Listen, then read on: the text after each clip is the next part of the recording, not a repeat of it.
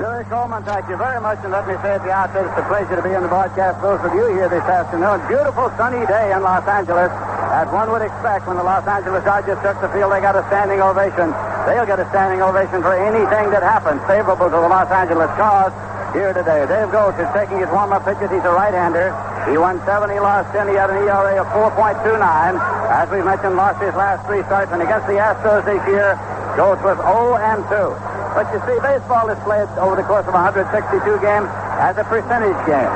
Today, it's a one-game affair because it's one game for the pennant in the Western Division of the National League and the right to go to Philadelphia and take on the Philadelphia Phillies in the championship series of the National League. Around at infield, Steve Garvey is at first. Davey Lopes is at second. Derrel Thomas playing shortstop because Bill Russell, of course, went out with an injury. Mickey Hatcher is at third base because Ron Say is out with an injury. Say is here. He's in uniform. He is available. Dusty Baker is in left field. Rick Mundy is in center. Jay Johnstone, who made a fantastic tumbling catch yesterday, and the ball game played here, is in right field. Joe Ferguson is behind the plate. And that is the lineup on the field for the Los Angeles Dodgers. The coaches have taken their stations. Don Leffert is at third. Bob Lillis at first. Everybody was looking for some way to lighten up things. A little remark here, remark there, and Don Leffert said, well, look at it this way, fellow Astros. At least we didn't have to spend the off day in Philadelphia, which is quite true. And now on the way to the plate is Terry Puhl to lead it off. He's hitting .283. He has 13 homers and 55 runs batted in. Left-hand batter facing a right-hand pitcher. Goes kicks at the rubber a time or two. Takes a look around his defense at third base. Mickey Hatcher moved up even with the edge of the grass. Goes is into motion. First pitch of the day is on the way. And it is in there for a close strike. Terry Puhl decided he'd let Dave go. See if he could get that pitch over. Was taking it all the way. Enos Cabell has moved out on deck. Then Dave goes into the motion, kicks and delivers. And the pitch is low for a ball. It's 1-1. 1 ball and 1 strike to Terry Puhl. Outfield alignment just about straight away. Goes again, delivers. There's a swing and a ground ball to second. And it is booted at second base. Lopes can't find it, and out at first is Puhl. Comes to rest on the outfield grass and right. So it is an error charged against second baseman Davey Lopes of the Dodgers. And the first break of the day goes to the Houston Astros. I have to feel that Lopes is feeling a little bit of nervousness out there. That ball was a routine grounder, almost one you couldn't miss, and he did, and that's exactly what happened. Your arms get like lead. Not only missed it, but after having put it for a brief moment, didn't know where it had gone and had to look around and get reoriented. So now coming up is Enos Cabell. Hitting .275. He has 2 homers and 55 runs batted in. He's a right-hand batter. They play him straight away. Throw to first, not in time. Terry Puhl is back safely. Dave Goltz again. Carefully sets himself up, goes over to first, not in time. This time Puhl makes the dive back into first. Garvey returns the ball. Nick Colosi is the umpire over there at first. Leaning in a little bit at the plate. Time to take out away from the ball. Game having just begun here at Dodger Stadium in Los Angeles. One day after the close of the regular season. Coach taking his time now to get settled on. Just takes off the glove and leisurely begins to massage the baseball.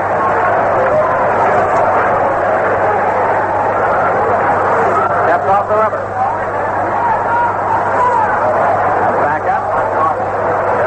Is taking his lead at first. Here's the pitch. Runner going. Foul back. Out of play. They were sending Terry Puhl on the pitch.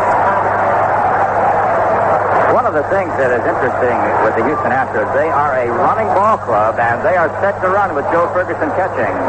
Many clubs will try to match up a running team with a good throwing catcher. In this case, Ferguson is average as a thrower, but Goltz has a pretty quick delivery to the plate, so that may help. But I believe the Astros are going to take advantage of the thing they do best, and that's run. They've got about 5 that can do it.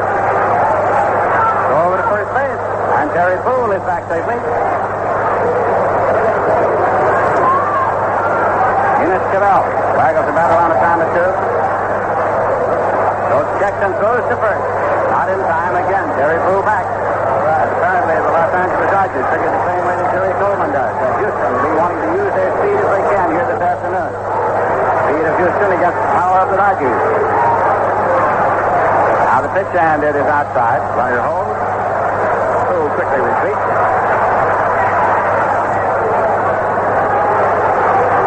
Terry Puhl Puhl is looking down to Don Leppert, the sign man at third. Joe Morgan is on deck. We're in the top of the first inning.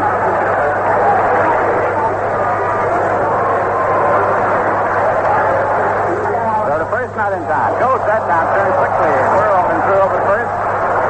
Hoping to find Puhl a little unaware, but he got back safely. Joe sets up, goes to first, not in time. Puhl again, diving back in safely.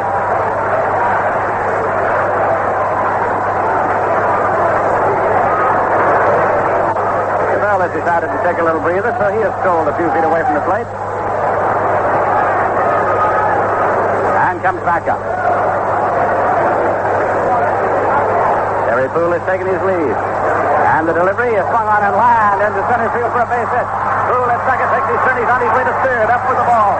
In center's Monday. His throw comes into second. Runners at the corners on a sharp single to center field. For Enos Cabell and the Houston Astros have two men out and no men out. Two things happen when you have speed on the base pass. Terry Puhl can run. Dave Goltz knew it. He kept nibbling at him. And what he had to do was throw a fastball to Enos Cabell, and that's what you love to get. You get the good fastball to hit frequently when you're that hitter behind the man that can run. But now you've got a setup where they can both run. Cabell can run, Puhl can run, and you got a tough batter, little guy. Little Joe Morgan coming up, hitting .244, 11 homers and 49 runs batted in. Morgan, a left-hand batter. Started with the Astros, came back to the Astros this year after having had a productive career with the Cincinnati Reds. Here's the pitch. It's high and away for a ball. It's 1-0. Puhl at third, Cabell at first, nobody out. Astros threatening here in the top half of the first inning. Yesterday, in the midway of the game, they led by a score of 3-0. So the first, not in time, close play. Cabell just getting back at first base.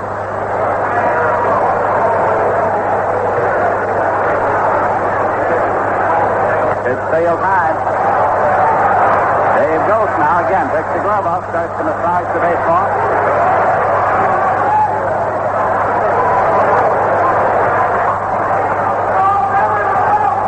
He's down behind 2-0 to Joe Morgan.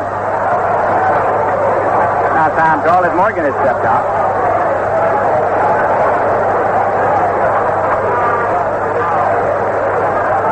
Houston runners have taken their lead at the corners. 2-0 pitch. Swung on and missed. He's trying to pull it up. But it was a swinging strike, according to Doug Harvey, the umpire, to make it 2 balls and 1 strike to Morgan.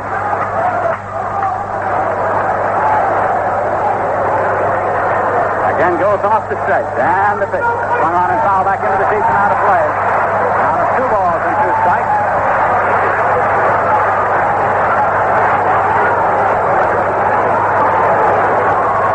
Sutcliffe is up and throwing in the bullpen now for the Dodgers. Right-hander Rick Sutcliffe. Everybody's available. All right. As today is concerned. Morgan back in at the plate. Jose Cruz is on deck. Throw over to first. Cabell is back. Steve Garvey returns the ball to pitcher Dave Goltz. Morgan back in, swings the bat loosely a time or two. And the pitch, high and away for a ball. So now it's gone out full to Joe Morgan. He looks down to Leppert to see if they're going to send Cabell at first. Terry Puhl's at third. So the first not in time. What do you do here, Jerry Coleman? Do you send him? I would. I certainly would. You can't afford a double play. Give you 1 run, but you're out of the inning. This way, with Cabell going big speed, Morgan left-hand batter, he's got to go. He's running. Foul ball. Out of play. That'll bring it back. Bell was off and running on the pitch, and Morgan fouled it right down to the feet of catcher Joe Morgan. So it's still runners at first and third, nobody out in the 3-2 count to Joe Morgan at the plate. Joe's working in a leisurely fashion. Carefully goes the rubber and looks in. Now he sets up. Runner goes. Swing and a miss. Joe got this. The tag was not made, and Cabell is safe at second. Morgan struck out at the plate. Runners at second and third, 1 away, and Jose Cruz coming up. That's one of the dangers running 3 and 2. You generally don't get the same kind of a jump you would when you're stealing flat out. You're a little bit late. And they had him cold, as you mentioned, Lindsay, but the tag was missed by Derrel Thomas, who's on his back now and apparently hurt. And he did miss it. That hand was in there.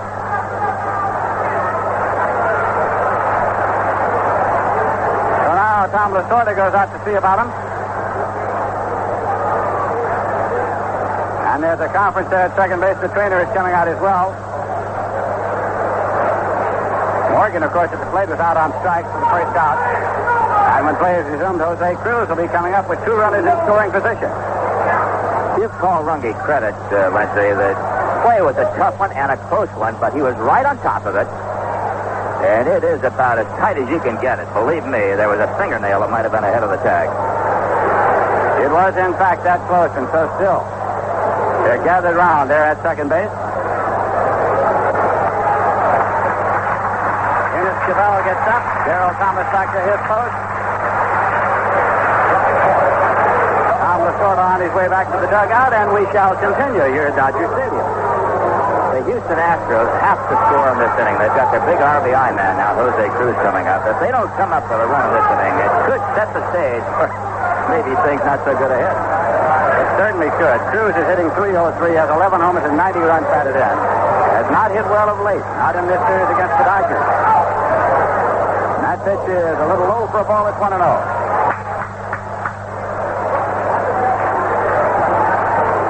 Cruz stays in there at the plate.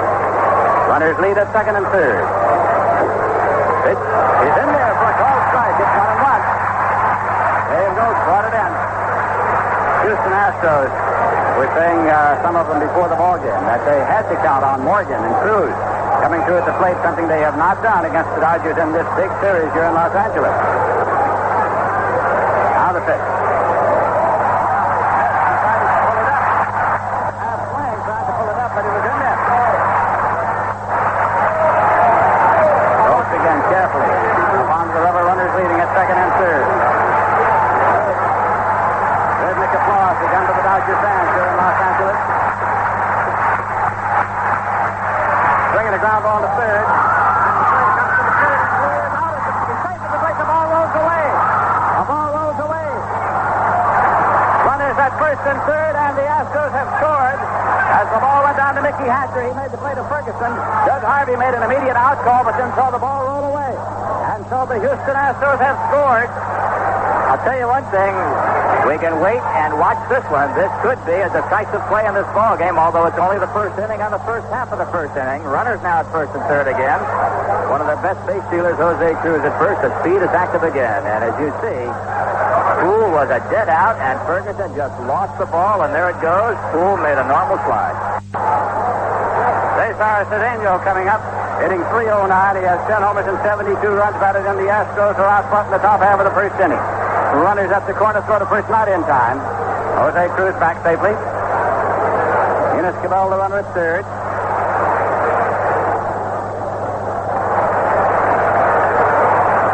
Ken Goltz with the pitch. Swung on, hit on the ground. And his second base hit is taken there by Lopes and played over to first to Garvey and down. Another run scored. Cabell crosses the plate. It's an RBI for Cedeno as he goes second to first. And the Astros now lead 2-0. And Art Howe will be the batter. The error at the plate, Lindsay, has cost the Dodgers 2 runs. They're charged, of course, against catcher Joe Ferguson. 2 runs are in. Art Howe on the way to the plate, hitting .278. He has 9 homers and 42 runs batted in. Art Howe is the right-hand batter.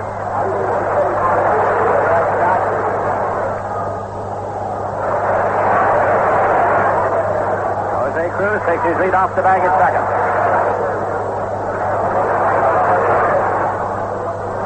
To Ferguson to get his sign.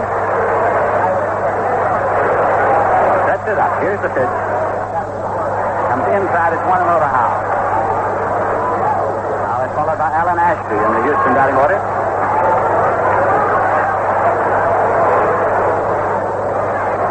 Goes again, looks for the sign. Sets it up. Here's the 1-0. Hit on the ground, and it's covered by Hatcher. Gets up next to a long throw across and not in time. It's a base hit. Moving over to third. It's Jose Cruz. Art Howe with a smash. Hatcher covered it with a dive toward the line. Up and through on, but not nearly in time. Another base hit. Runners at the corner.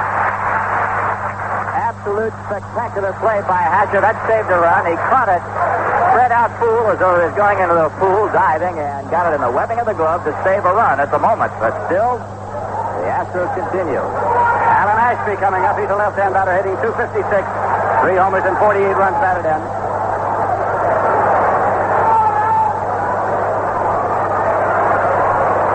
Here's the pitch, and it is outside for a ball.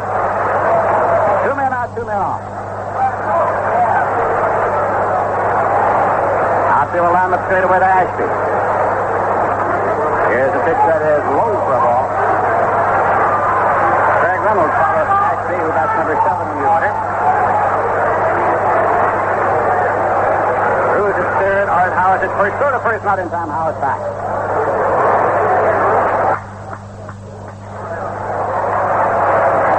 Ashby moving back in at the plate. There's a swing and a high pop to left field. Dusty Baker. So Dusty's underneath and waiting. Dusty Baker. The opposite side of the top. But the Astros picked up 2 runs. They had 2 hits. There were 2 errors and 2 left. And the first inning to score is Houston 2 and the Dodgers coming to bat. Dodger Stadium in Los Angeles, we've been through a half of inning of play. The Houston Astros came up and put 2 across, and it started on the air at the plate when Terry Puhl appeared to be out, and then the ball was dropped by the catcher, Joe Ferguson. That set up the gates, and they flooded open for 2 big runs for the Houston Astros. So we've gone through a half inning. The Astros on top, 2-0, and coming up for the Los Angeles Dodgers, the top of their order, Dave Lopes, Jay Johnstone, and Dusty Baker. We might mention while we have a moment here that this appears to be a near-capacity crowd, as they are having Dodger fever, but right now rather quiet as Joe Niekro starts to warm up for the Houston Astros. And now let's go back to Lindsey Nelson. All right, Jerry Coleman. Joe Niekro's out there on the mound, the biggest winner for the Houston Astros. He's won 19, lost 12. Against Los Angeles this year, 1 none and lost 1. And his lifetime record against the Dodgers is 8 wins and 11 losses. Davey Lopes on his way. He steps up to the 256. He has 10 homers and 49 runs batted in.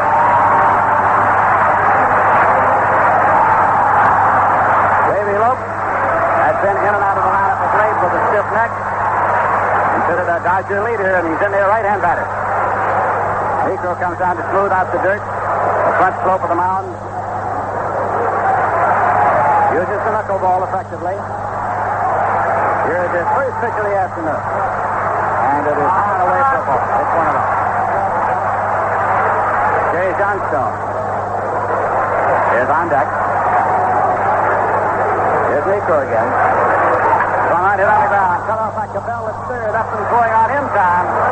Davey Lopes has grounded out third to first. That'll bring up Jay Johnstone. Hitting .312, 2 homers and 20 runs batted in. Very cool. I would say that they have more than got their money's worth out of Jay Johnstone this year. Outstanding. The Padres had him last year. He had a good year over there, but his salary demands were rather heavy, and they let him go to the Dodgers, and he has done some job. He's a great man to have around in the club.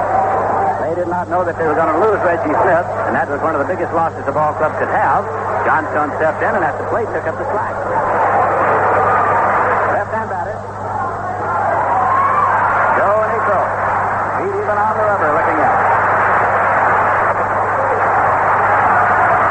And the pitch. Fastball, and it's in there for a call spot. 0-1 to Johnstone. Play him about straight away. Pitch to the left-hand batter, and it's low. Dug up by Alan Ashby. Doug Harvey wants to look at it. He puts another ball in play. 1-1 to Johnstone. Danny Ozark on the coaching lounge at third, and Matty Mota is the coach at first. This is a 1-1 delivery from Niekro. Johnstone ranges as a ground ball to second. Morgan up with it. Plays on the first 10 times. Joe Morgan down on one knee. Two away, hustling at Dusty Baker, hitting .294. 29 homers and 97 runs batted in. Dusty Baker has been a big man in the lineup for the Los Angeles Dodgers this year. Houston is leading 2-0. The Dodgers are batting in the bottom of the first.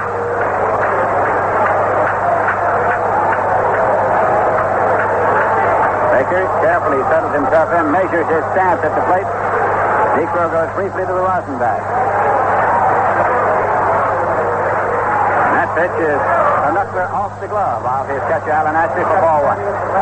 Jerry Coleman, tell me a little something about Joe Niekro. Well, he and his brother Phil, are the two butterball specialists in the National League. Here's the pitch to Baker. Swung on and missed. And that was one of them. But the one thing he has that Phil does not have, he has a good fastball and a good breaking ball. It isn't just the knuckleball. With Phil Niekro of Atlanta, you'll get the knuckleball 9 out of 10. With Joe, it might be 6 out of 10. He'll use other pitches, and he has a much better, hardball pitcher than people realize. Now the delivery, and it breaks, blowing away. It's only one time that he did not start throwing the knuckleball as early as his brother Phil because his hands were smaller, and he thought at that time that perhaps he couldn't do that. Here's the pitch that swung out here on the ground foul. Back to third, down the line and out of play. I think there was a classic encounter between the two brothers, and didn't Joe hit a home run to beat Phil or vice versa? 1-0, one of those crazy games? I think so. Of course, as far as I know, Phil's going to pitch forever. He just goes on and on and on with the Atlanta Braves. He's after Hoyt Wilhelm. Now the pitch to Baker. Swung on and missed. Struck him out. First strikeout of the afternoon for Joe Niekro. He strolls over toward the dugout after having retired the side in order. Nothing across at the end inning in Los Angeles. It's Houston 2 and the Dodgers nothing. Dodger Stadium in Los Angeles, after 1 inning of play, the Astros are on top, 2-0. And one of the significant factors could be early in the ball game, the Dodgers gave up 2 unearned runs to the Astros in the top of the first inning, and to keep their momentum going, Houston stopped the Dodgers in the bottom of the first. You hate to get a couple of runs and have a club come back and score right on top of it. Right now, Houston in the driver's seat. We're into the second. Here's Lindsay. But keep in mind, Jerry, the fact that Houston has been ahead right along in this series. Yesterday they led by a score of 3-0 right up to midway in the ball game, and then saw that lead disappear. So that's got to be in the back of their minds. They are out front, but the idea is to stay there till the end of the day. Craig Reynolds coming up. He's hitting .223, almost 28 runs batted, and he bats it out. Facing right-hand pitcher Dave Goltz.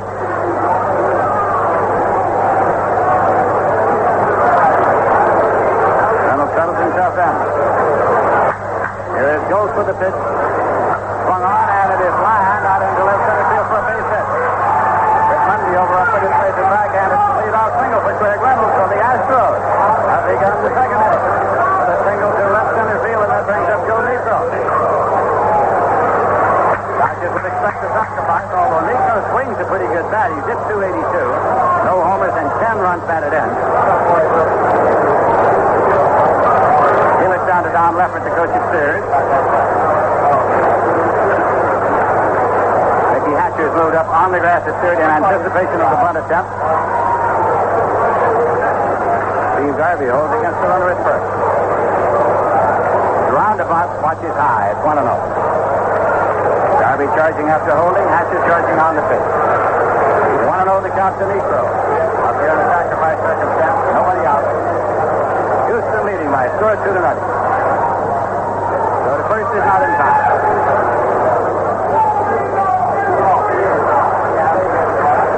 All back to Goltz on the mound. Sets it up. Niekro's around. Pushes the bunt foul up the first base line out of play. 1 ball and 1 strike. Bill Burton trying to sacrifice Reynolds in the scoring position in second with Terry Puhl on deck. Outwardly, at least, Manager Burton has taken all of these developments this week sort of calmly. He has that kind of an exterior. Ball is bunted back toward the mound. Going to be taken by the catcher. Ferguson plays over to Lopes in time. Sacrifice successfully executed. The score is 2-4. And it's Puhl Reynolds to second base. That brings up Terry Puhl. Well, the Astros have a runner in scoring. One away. Puhl was on an error by Davey Lopes in the first inning.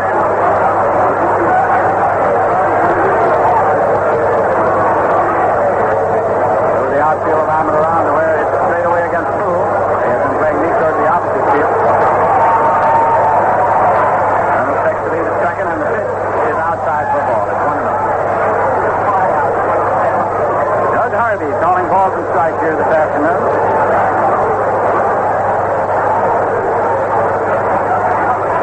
Again, Dave Goltz. Reads the sign flashed out there by Joe Ferguson. There's a swing and a ground ball taken by Garvey at first. He jogs to the bag unassisted, moving over on the infield out. Reynolds to third base. Terry Puhl rounding out to Steve Garvey, and that'll bring up Enos Cabell. one time he had a base hit and made a score. The Astros are leading in the game by a score of 2-0 as they bat here on the top of the second inning. CBS Sports very happy to be bringing you the play-by-play broadcast from here at Dodger Stadium in Los Angeles of this one game, which will decide the winner of the Western Division Championship in the National League. Cabell batting number 2 in the order. Still outside the batter's box. Now moves in. Runner at third, 2 away.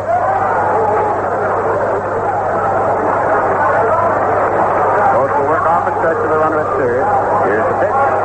Swung on foul back into the seats and out of play, and it's strike one.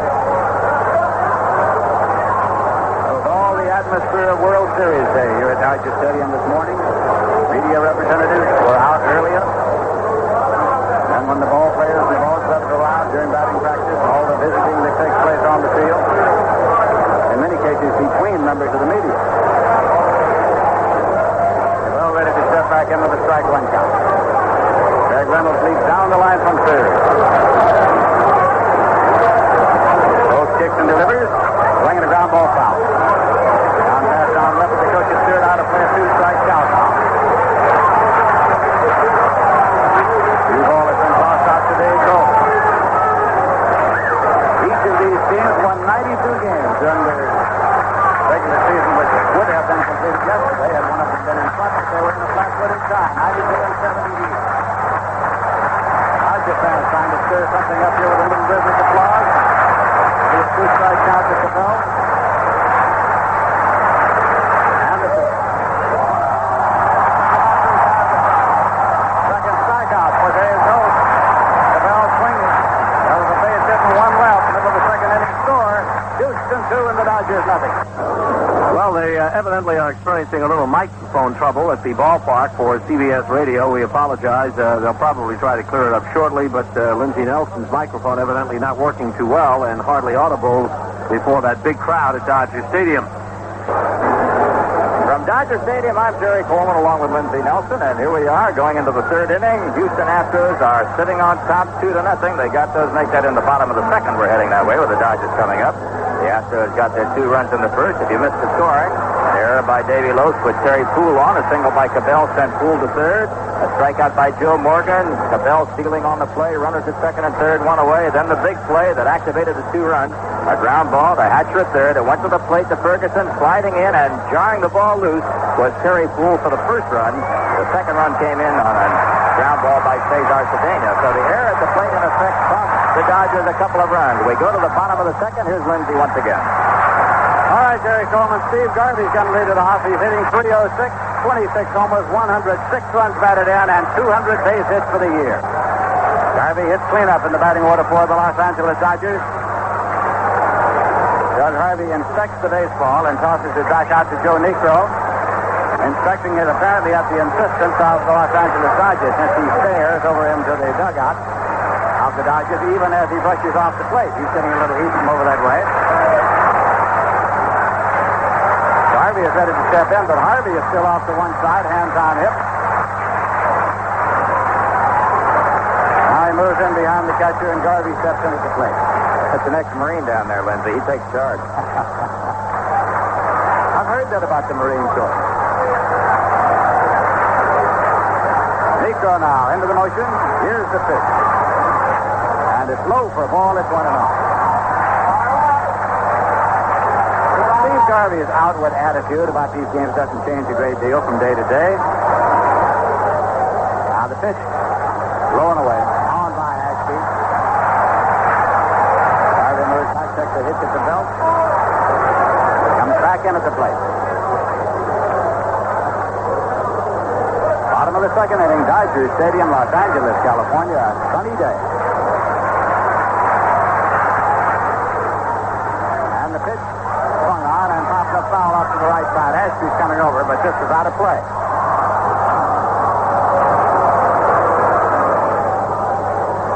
Garvey's followed in the order by Rick Mundy, playing center field today for Los Angeles.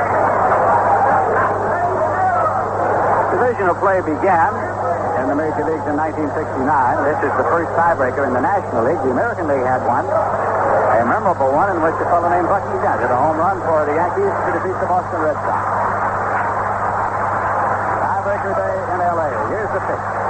Swung on and popped up. At second base, Joe Morgan is there calling, and Morgan makes the catch. So Garvey has popped out second. That'll bring up Rick Mundy, hitting 270, 10 homers, and 24 runs batted in. Rick Mundy, that's left. Early in the year, Rudy Law was playing center field for the Los Angeles Dodgers, and he got off to a great start, and many people were saying he'll be the center fielder for the next 10 years. But then the rookie sort of faded. And Mundy came back and was a very valuable fellow to have around during the second half of the season. Up here now with one man out, nobody on base. Joe Niekro delivers, and the pitch is low and away for a ball. It's 1-0. Ball is taken out of play. The new one is tossed out.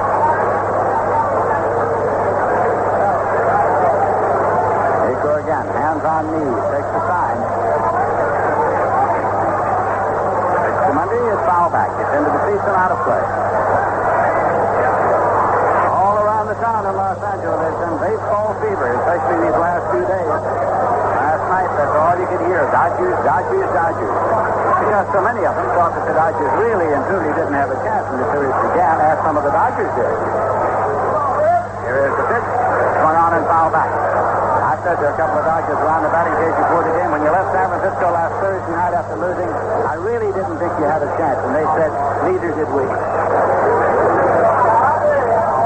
They have done a tremendous thing in taking 3 straight games from the Houston Astros to bring this game into the tiebreaker. Mr. Rick Mundy swung on and right field. Moving over Puhl, and Terry Puhl pulls it down. 2 men out, and that will bring up Joe Ferguson. He's hitting 238, 9 homers, and 29 runs batted in. Joe, of course, getting a big hand still for that 10th inning home run that he blasted in Friday night's game, when it appeared that Houston had wrapped it up in the very first game of the series. Ferguson, right-hand batter. Pitch is outside for a ball. It's 1-0. Houston is leading 2-0. The Dodgers batting in the bottom of the second. Joe Niekro winds and fires. The pitch is outside for a ball to Ferguson. He's followed in the order by Mickey Hatcher.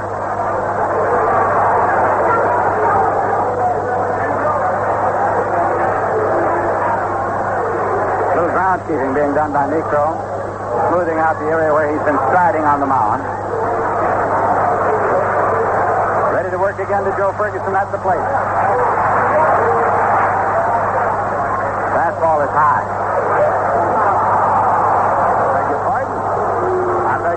Doug Harvey says swinging strike. Tried to pull it up. Harvey now stares into the dugout of the Dodgers as he made sort of a belated call of swinging strike. Now the pitch. That is a called strike. Nothing belated about that call. Ferguson then walks a foot or two away.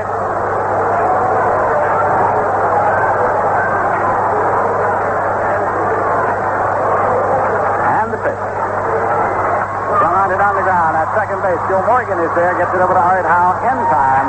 Side is retired in order. Strong inning for Joe Niekro. Nothing across at the end of 2. The score is Houston 2 and the Dodgers nothing. Dodger Stadium, where the Houston Astros are on top 2-0. We're going into the 3rd inning.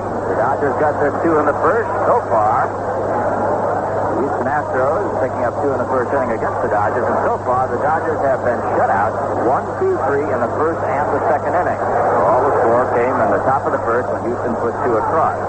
Incidentally, CBS Radio Sports presents the League Championship Series starting tomorrow night in Philadelphia between the winner of this game and the Philadelphia Phillies. It'll be Jack Buck and yours truly, Jerry Coleman.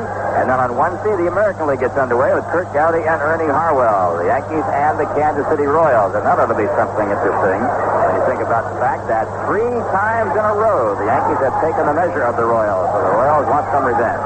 World Series will begin on Tuesday, October the 14th with Vin Scully, Sparky Anderson, and Win Elliott. And now here is Lindsey Nelson for the play-by-play as we move to the third. Joe Morgan coming up to lead it off here now. Little Joe, left-hand batter. Facing right-hand pitcher Dave Goltz. Goes rocks into the motion and delivers the pitch. And it is in there for a called strike. Morgan has had some nagging injuries, and on the field before the game, when asked if he would be in the lineup today, he took it sort of as an affront. He said, "Of course I'll be in the lineup today." Here's the pitch to Morgan, and that's high for a ball. He bats number 3. Jose Cruz follows him in the order for the Houston Astros. Here's a swing and a fly ball. Going out toward right field, Johnstone is moving over calling, and Johnstone makes the catch. Morgan out to right, Jose Cruz will be coming up. The Houston franchise was formed in 1962 as the Colt 45. They played as the Colt 45 for 3 years, and when they moved into the Astrodome in 1965, became the Houston Astros. They have never had a winner. They have never won a pennant. They have never won a division championship. If they win today, they will have done it for the first time. Here is the pitch to Cruz. Fastball and low for a ball. It's 1-0. A bit of trivia, Lindsay. The man who managed the first Houston Colt 45 club, Harry Kraft, in the stadium today as a super scout. Here is a pitch that is low for a ball. Cruz backs off. Dave Goltz ready to work. Swinging a foul ball off to the left side, out of play. Houston got 2 runs in the first inning, and they're leading it now by a score of 2-0.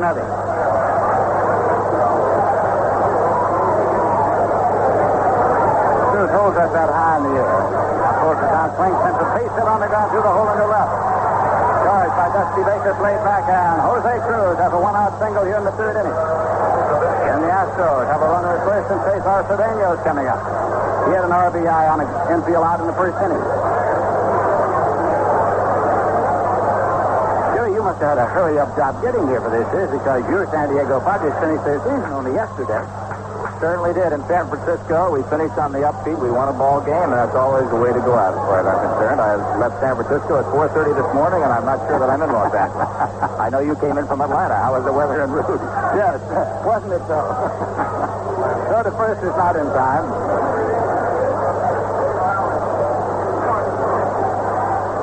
Cedeno stepped back from him, but I can tell you there's great interest in this series because people in airports across the country are crowded around anything, listening, watching to get the results. I know that because I was among them yesterday afternoon. Throw to first, not in time.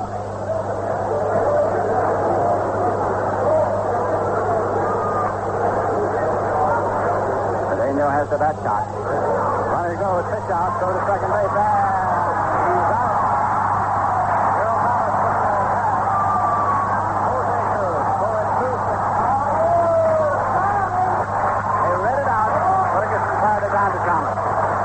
The 4th pitch out of this ball game, called by Ferguson. They nailed a man, getting Cruz, one of the best base runners for the Houston Astros. And it's the old story, Lindsay. You live by the sword and you die by it, and they died right there. Nobody on base with 2 away. Cedeno back in at the plate. Goes rocks and delivers. There's a swing and a ground ball. Base hit up the middle, going through. Rick Mundy up for the ball, plays it back. And Cedeno has a single to center, coming with 2 men out. And the batter will be Art Howe, who's been up one time and had a base hit. Crashed the ball down to third his first time up.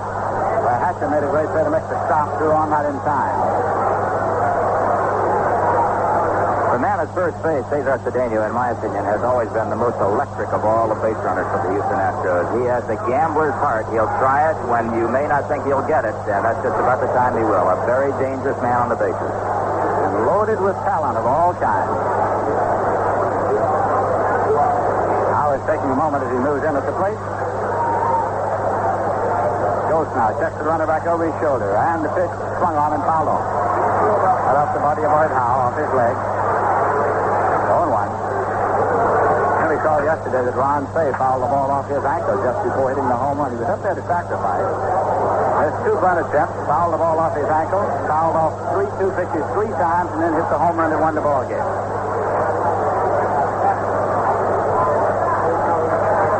Garvey comes over. He's holding against the runner at first base. Cedeno waiting for Dave Goltz to get up onto the rubber. Now he lengthens out his lead.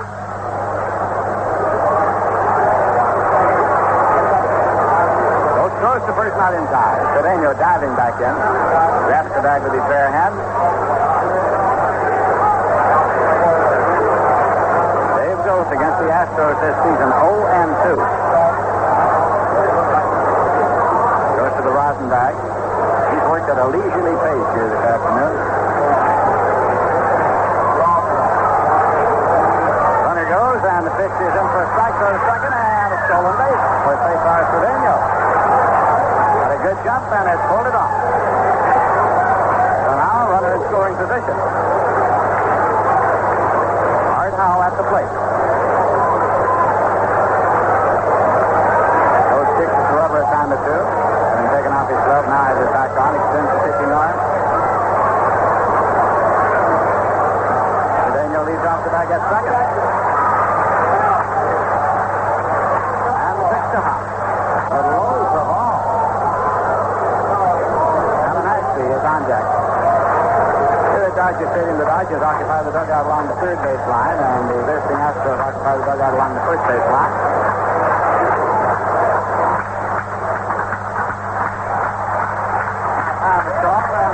Out of play. Just want to take a little breather. Goes carefully on the rubber. Cedeno takes the lead at second. And the pitch is low for the ball.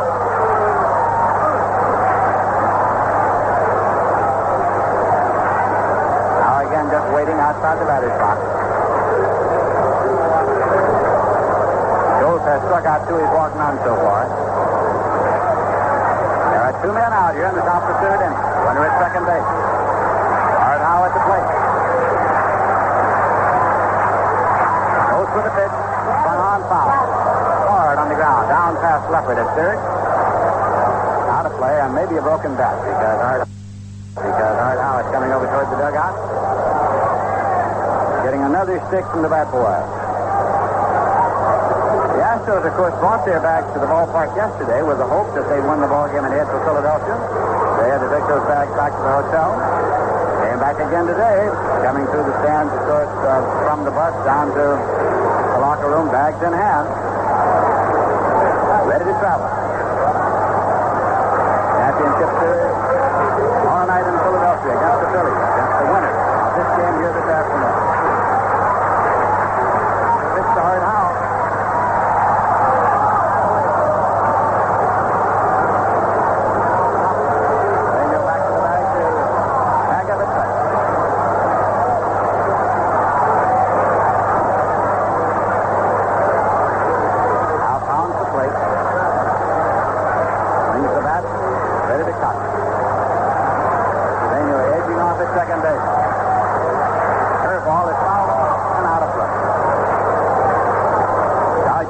Living and dying with every... Where they drew over $3 million paid again this year. In baseball history, that's been done. The Dodgers did it in 1978. This stadium was opened in 1962. For 4 years before that, the Dodgers had played at the Coliseum across town, proving that you can play Major League Baseball anywhere. Cedeno leaves out the bag and goes stepped on. The Coliseum was not exactly built for baseball. It was built for football, track, and that sort of thing, but they played 4 years of Major League Baseball there with a very short left field screen. There's a swing and a fly ball going out in the left center field. It's way back there, and it is going deep, and this one is gone for a home run. A home run for Art Howe. He has hit a 2-run homer. He had 9 up until this afternoon, and the score is now Houston 4 and the Dodgers nothing. Lindsay, that is a big gap between these two ball clubs, even though it's still just the third inning. Generally, when a pitcher gives up 4 runs inside of 5, you say, hey, this is not your day. Let's see what manager of the Los Angeles Dodgers does, and we'll be checking that in just a moment. But right now, there's a swing and a drive by Alan Ashby. It's out of the center field for a base hit. One up and played back by Monday. So it's a single for Ashby. Let's pause 5 seconds for our stations to identify themselves on the CBS Radio Network. This is the American Forces Radio and Television Service. This is Lindsey Nelson with Jerry Coleman here at Dodger Stadium in Los Angeles, where the Houston Astros have taken a 4-0 lead over the Los Angeles Dodgers. They have a runner at first. Now 2 men are out, and Craig Reynolds is coming up. Reynolds had a base hit in the second inning. The 2-run homer by Art Howe coming with 2 men out here in the top of the third inning. Action starting up in the bullpen once again. They had Sutcliffe up earlier throwing down there for the Dodgers. So the first not in time. And it is Sutcliffe up for the second time. Everybody's available. Everybody's on call here this afternoon. The first night. The team that loses this afternoon is C in spring training. The team that wins, well, who knows? You've got the championship series and then the World Series. Craig Reynolds batting well. And the pitch. Swung on, and it is hit in the air. Going right to center field. Monday cuts it off here at the edge of the warning track. At third and coming on home now is Alan Ashby play at the plate. Ashby is out after trying to run over Ferguson. And Doug Harvey is keeping order. Collision between two catchers. Base runner Ashby. Joe Ferguson, the catcher. Big collision. Then they sort of pushed and shoved a little bit. Harvey was in between them. Side is retired. As Reynolds had the base hit. Ashby was thrown out at the plate. In the inning, there were 2 runs scored on 5 hits. No errors and 1 man left. And in the middle of the third inning, the score is Houston 4 and the Dodgers nothing. Ferguson held on to the ball, and as Ashby was down, Ferguson came up and kneed him. And that created quite a little bit of a fuss here, and I'm not sure that we might not have more before the day is over. But as it stands right now, the Houston Astros are on top 4-0. It is what we call a commanding lead as the Dodgers come up to the bottom of the third. And now let's go to Lindsey Nelson. All right, Jerry Coleman, manager Bill Burton of the Houston Astros came out to have a word with umpire Doug Harvey between innings, and then when pitcher Joe Niekro went out to the mound, he and Harvey had a little talk. I would suspect that had to do with anything retaliatory that might be in the mind of the Astro pitcher. But the biggest thing in the mind of the Astros and their pitcher right now is the fact that they have a 4-run lead. They will have Mickey Hatcher leading off for them. And these Dodger fans are on their feet in support of the Los Angeles Dodgers, who have come a long, long way, having won the first 3 games of this series, having accomplished something that appeared to be impossible starting Friday. To get to this playoff game, they knew that they would have to sweep a 3-game series from the Houston Astros, and that is not easy. Los Angeles Dodgers here at Dodger Stadium, Big Field, 155 and lost 26. They set a club record for wins at home. Of course, the Astros would much rather be at their home because they play on AstroTurf at the Astrodome. This is natural grass on a dirt infield here at Dodger Stadium in Los Angeles, a totally different thing. Mickey Hatcher hitting .222, 1 home run, 5 runs batted in. He's a right-hand batter, former all-round athlete of the University of Oklahoma. I remember during a college football game in which Mickey Hatcher was the punter for the University of Oklahoma at the time, but he has blossomed into a Major League Baseball player with the Dodgers. Joe Niekro gets the sign, rocks into the motion. Here's the pitch. That is low for a ball. It's going. Derrel Thomas is on deck. Niekro again delivers. There's a swing and a ground ball. Left field. Charged by left fielder Jose Cruz and played back. It's a leadoff single for Mr. Mickey Hatcher. Hit hard on the ground between short and third, and it'll bring up Derrel Thomas. That is the first base hit of the day for the Los Angeles Dodgers. Niekro had retired 6 consecutive batters. Well, the Dodgers fans are more alive than ever as Derrel Thomas comes up. Switch hitter batting left, hitting .262. 1 homer and 22 runs batted in.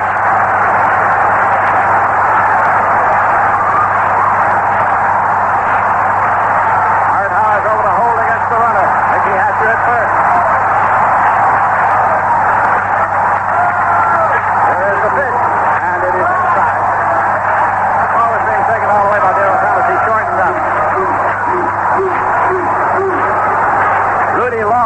out on deck. Rudy Law has moved out on deck as a prospective bench batter for Dave Goltz. Sutcliffe still throwing in the bullpen for the Dodgers. They have 4 runs down here in the bottom of the 3rd inning.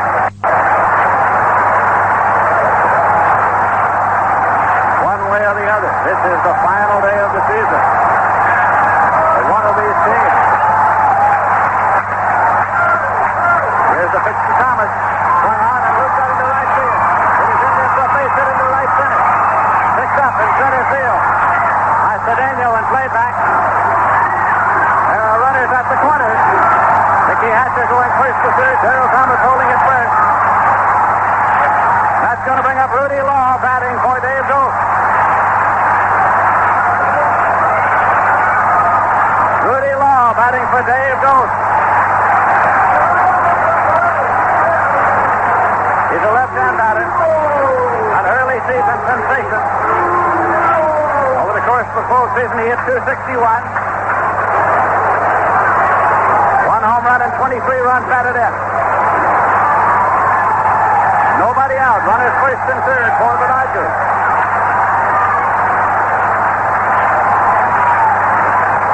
At just third, Thomas at first, and now plate umpire Doug Harvey's going out for a word with pitcher Joe Niekro. He wants to examine the baseball.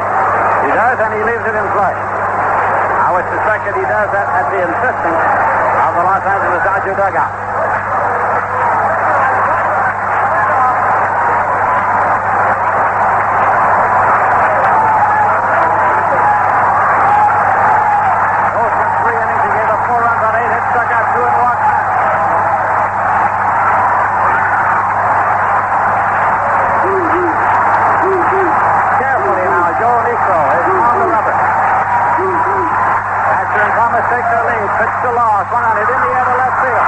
Jose Cruz is there. One is tagged at third. Cruz makes the catch. Hatcher down the line. Holds up. Throw came in. He drew the throw and went back. No at bat. 1 man out. On Law, fly ball to left. Davey Lopes will be the batter. Still runners at the corners.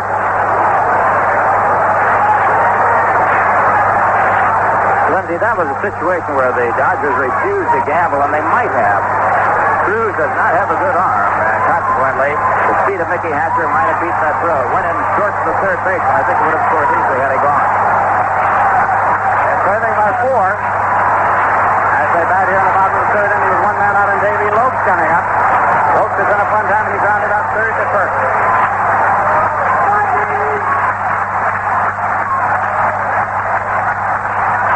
Joe Niekro wants to talk to his catcher. Alan Ashby goes out to the mound. That's a brief consultation. Quickly terminated, and Ashby comes back behind the plate.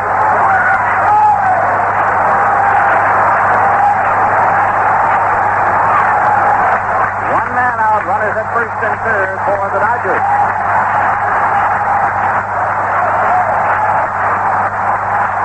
Now to throw the first out in time, Thomas is back.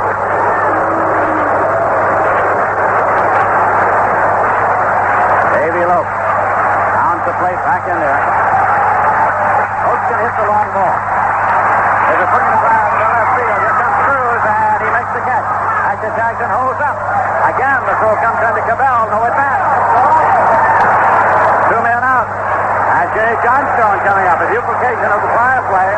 Fly ball to left. Hatcher tag came down the line. Throw came into Cabell. No at bat.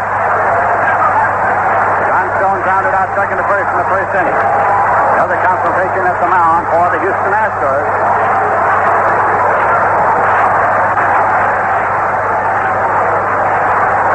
Ashby comes back. Johnstone moves in.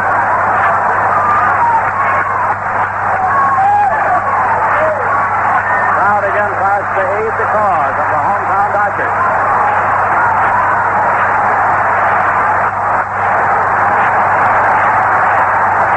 Here's the pitch.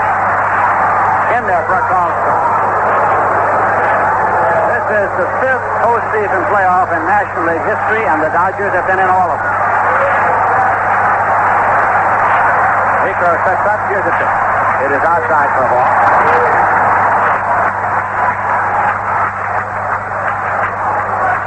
Johnstone stays in there. He's followed in the order by Dusty Baker. swinging a foul ball back and out of play. 2 balls tossed out to Joe Niekro. First playoff in National League history was 1946. Dodgers and the Cardinals. Cardinals won that one.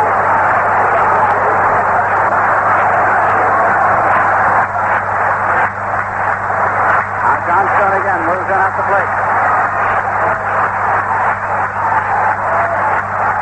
Runners lead at the corners. Niekro's pitch. Swung on and popped up. And fouls Ezra to the left side. Cabell moving over, and Cabell in the track. Takes the catch after almost overrunning it. He did overrun it, but managed to reach back and get it in the webbing of the glove. As his catcher, Alan Ashby, did not see it immediately.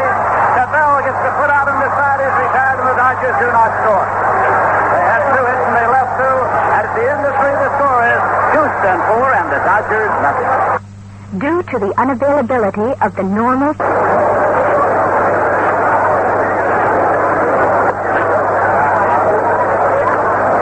Game now moving to the top half of the 4th inning at Dodger Stadium in Los Angeles, where they've had a smog problem the last week or so, but it is not too bad today. There's still some haze in the air, but compared to the weather they've had the past 2 days, it has cleared up considerably. The Dodgers had a golden opportunity there in the bottom of the 3rd with runners at 1st and 3rd, but they could not score on 2 fly balls to Hector Cruz in left, and then a pop-up in foul territory, stranding 2 runners. Is coming to the pitching now for the Dodgers. He had 1-3 and lost 9. He has an ERA of 5.32 and Sutcliffe has had 5 saves. He is a right-hander. And he will face the Astros as they come up here in the top of the 4th inning. Joe Niekro has been up 1 time and he's sacrificed. What's the date? Well, the date's October 6th, and it was October 3rd, 1951, when Bobby Thompson of the New York Giants hit a home run at the Polo Grounds in New York off the Dodgers' Ralph Piker to give the Dodgers a bitter defeat. And then 11 years later to the day, right here on this field, October 3rd, 1962, in the final game of the playoff series, the Giants again defeated the Dodgers in postseason play. October history in Major League Baseball. Coming up is Joe Niekro, right-hand batter. Astros are out front by a score of 4-0. That pitch is low for ball. It's 1-0. Well, you hear a lot about the eyes of Texas, and you know where the eyes and ears of Texas are glued today. So the happenings here at Dodger Stadium in Los Angeles. Pitch is low for ball. Niekro turns, walks a few feet away. He's followed in the order by Terry Puhl. Left delivers in there for a call.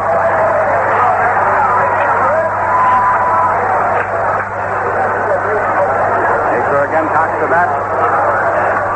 Swings and pops it up foul to the right side. Garvey coming over to the dugout, but stops on the step. It's out of play. Back into the seat.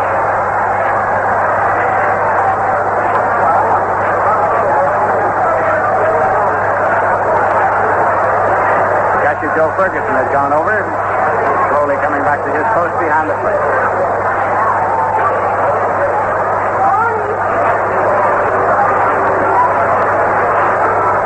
Joe Niekro back in. Nobody on, nobody out.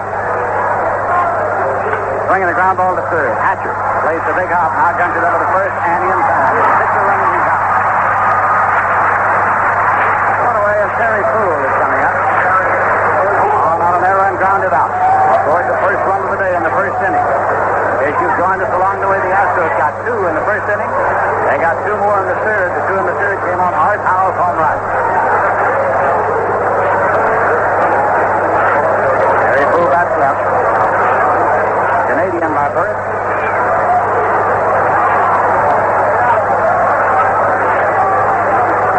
Rick Sutcliffe rocks into that easy motion, delivers the pitch. Up the 3rd baseline, charged by Hatcher. Hatcher tried the bare hand play, and he came up empty. So Terry Puhl has legged out Cabell, and Enos Cabell is coming up. Lindsay, those numbers are mounting as you look at Houston with 9 base hits. We're still on the 4th inning. The Dodgers but 2, and it's not surprising they have a 4-0 lead. Number 2 men in the order. Enos Cabell coming up now. It's 1 for 2. He had a base hit, a stolen base, and scored in the first inning.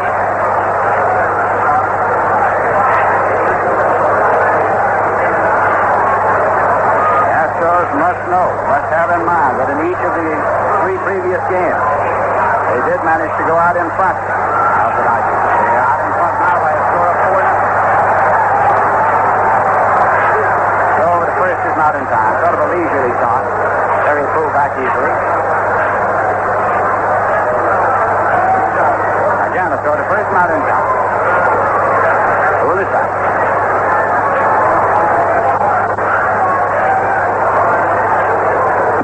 Sutcliffe checks back over his shoulder and throws to first, not in time.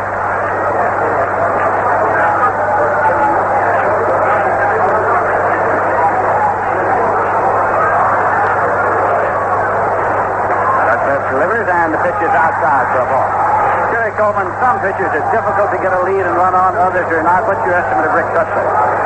Very easy to run on a high kick and slow delivery, and that puts a lot of pressure on Ferguson. That first pitch to Cabell was a pitch out, and that's where the batter gets extra advantage.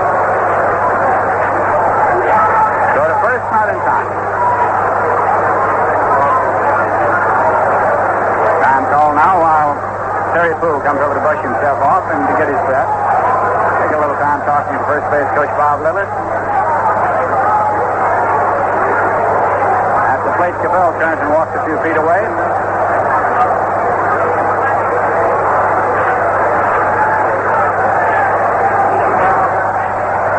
Nice one. So the first, not in time.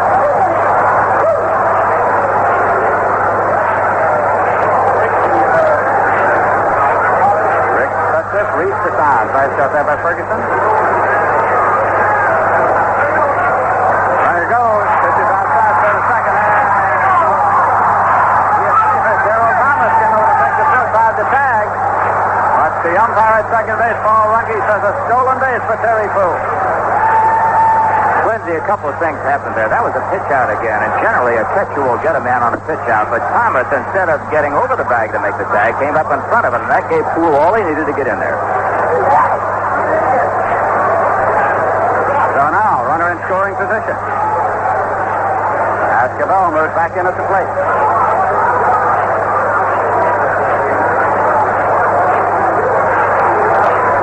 Sutcliffe staring in. Now sets up and delivers. Pitch is high. At second base, Terry Puhl bluffed to start on the pitch. Sutcliffe had looked back over his shoulder, and just as he started to deliver, Terry Puhl does for 2 or 3 steps.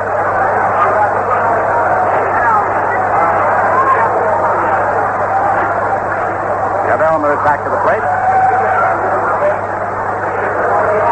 There's a swing and a miss. Swing on the fastball. The ball is followed in the order by Joe Morgan, the left-hand batter. Houston leading here by a score of 4-0.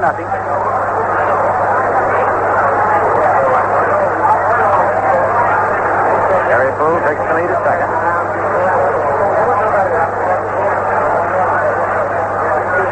Now Cabell's ready. Runner goes. Pitch is low. Throw to third. There is no throw to third. A stolen base. Ferguson cocked his arm, decided not to throw. It was an obvious stolen base. And ball 4 has sent Cabell down to first base. So their runners at the corners, and Joe Morgan's coming up. Conference at the mound. Terry Puhl off and running. Pitch was blowing away. No throw was made. Ball 4, runners first and third. Morgan struck out slide to right so far. Little Joe, who has been through the Senate battles before. Joe Beckwith is up and going in the bullpen. Joe Beckwith, whose father for so many years was director of sports information at Auburn University.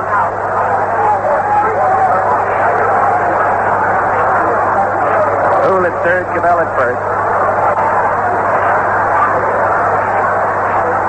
And the pitch to Morgan. Low, dug up by Joe Ferguson. Since the ball is sent in the dirt, he is inspected by umpire Harvey, who puts another in play.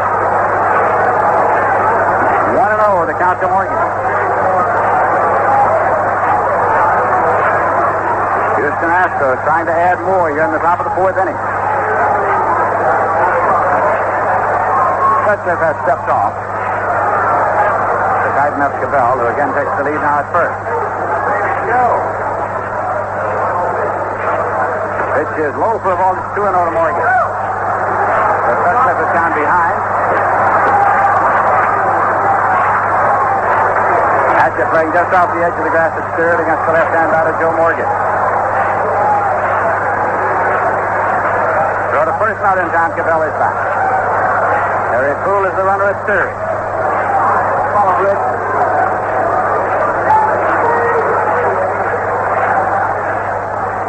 Now the 2-0. Taken low. Morgan and Ducky can get out of the way of the pitch off the bat. Stumble away. Comes back to receive it. 3-0 the count to him.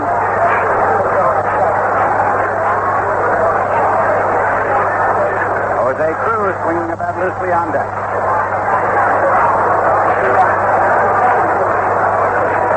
Pitch is swung on and missed. So it's 3-1. I just got an observe on Morgan. His leg is so bad, he is having trouble hitting the ball, and he may not be able to finish this game. Just back for a moment now and comes back in.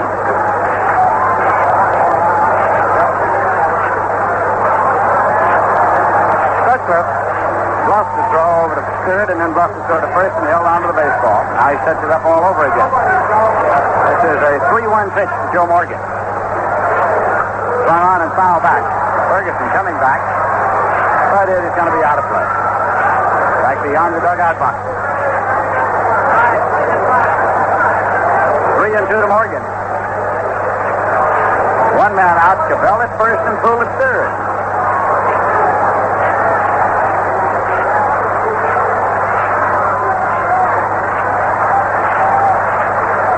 Beckwith still throwing in the bullpen for the Los Angeles Dodgers. Houston leading by a score of 4-0. CBS Radio Sports happy to be bringing you this game this afternoon from Dodger Stadium in Los Angeles. Runner goes at first, pitch is slow, and it's a walk, and the bases are loaded. That will bring up Jose Cruz.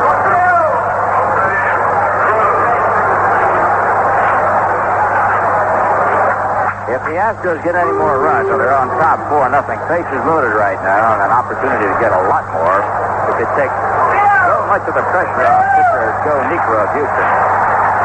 Here comes Tommy Lasorda out. Manager of the Los Angeles Dodgers is on his way to the mound. We had a chance to visit with him early this morning here at Dodger Stadium. Managers get to the stadium early, don't they? Yes, earlier than broadcasters, I can vouch for that. Yes. Lasorda now looks down toward the bullpen where he's got Beckwith warm and ready. I got to tell you a funny story, Lindsay. You know, I played for Casey Stengel almost my entire major league career, and no one knew who was playing from day to day or until about game time. And I find out that today's players, if you don't have that lineup up when they get there, they want to know if they arrive at 3 or 4, whatever. They want to know who's playing. So you got to beat them there to get the lineup up. Beckwith is coming into the ball game. So let's pause for 60 seconds. And while we have a pitching change on the mound, let's give you a rundown of... Joe Beckwith is coming to do the pitching now. He is 3-3. He has an ERA of 1.98. He has no saves. He's pitched 59 1/3 innings. And Bobby Castillo has replaced him down in the bullpen. Castillo throwing. The Dodger manager figuring that there's no point in waiting any longer because he can use the whole staff if need be here this afternoon. He's trading about 4 runs. So Sutcliffe has come out of the ballgame credited so far with a third of an inning. But he has left the bases loaded, and they're all his responsibility. And Jose Cruz, the cleanup man, is going to be batting for Houston last time up. He had a base hit. It'll be happy time in Houston if the Astros can pull this off. Because as we mentioned earlier, since 1962, they have battled and battled and battled and never quite made it. Last year made a very respectable showing. Led for a good part of the year, got close but didn't make it. This year, as the season drew toward the end, looked as though they might be a shoe-in, but they weren't. Looked as though they would have a clincher coming in here needing to win only 1 game out of 3, but didn't win that. CBS Radio Sports will be presenting the League Championship Series. And in the National League, you'll hear Jack Buck and Jerry Coleman. In the American League, you'll hear Kurt Gowdy and Ernie Harwell. And in the World Series will be presented by CBS Radio Sports as well, beginning Tuesday, October 14th. Vin Scully, Sparky Anderson, and Win Elliott. Lots of baseball coming your way. Right here, we're ready to play. Jose Cruz is up. The bases are loaded. He bats left. Beckwith sets up. Pitch it high and tight. Stumbling out of the way of Jose Cruz. Stumbled out from under the hard hat. He'll have to come back to pick that up. Terry Puhl the runner at third. Enos Cabell at second, and Joe Morgan's at first base. Cruz is 1 for 2 for the afternoon. 1-0 the count to him here. It's Beckwith's pitch. Swung on it in the air to center field. Here's still about Monday, and he's swung into the alley. He dives.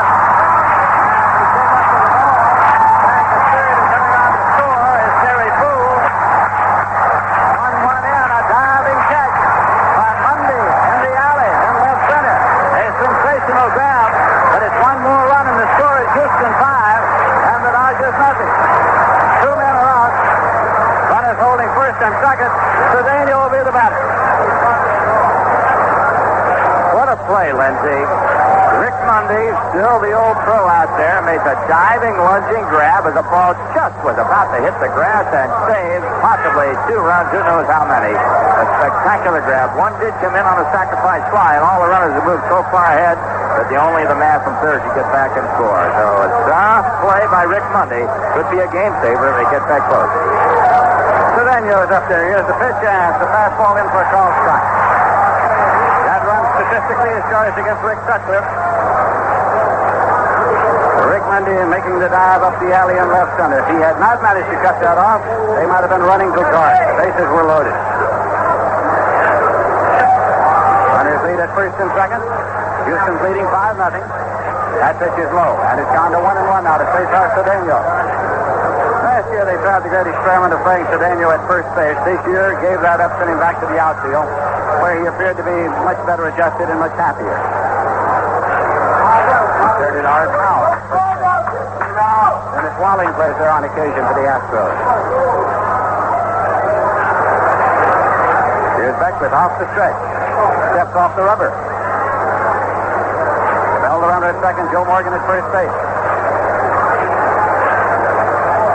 Cedeno approaching the plate. We're in the top of the fourth inning.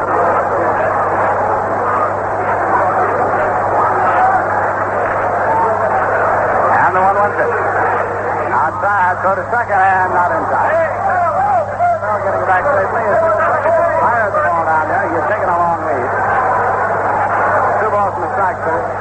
Cesar Cedeno at the plate. He says he wants to look at the ball again. He does, and he leaves it in play.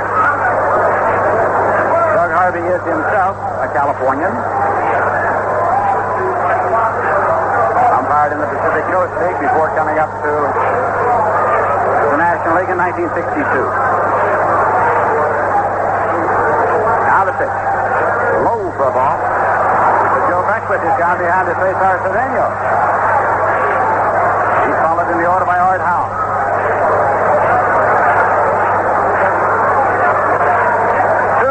Two men on. Cedeno's back in at the plate. Beckwith delivers. Bringing a foul ball off and out of play. Goes back towards the dugout boxes.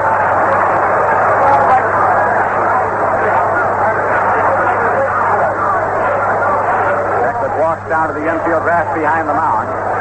It's a brilliant sunny day here in Los Angeles.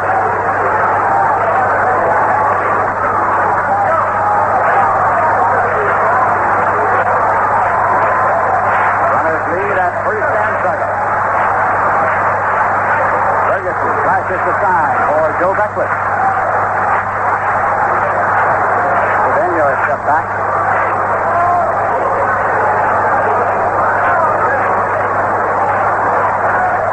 Now again, Beckwith sets it up. Runners go on the 3-2, and it's inside. Ball 4 walked in. The bases are loaded once again. Now to bring up Art Howe.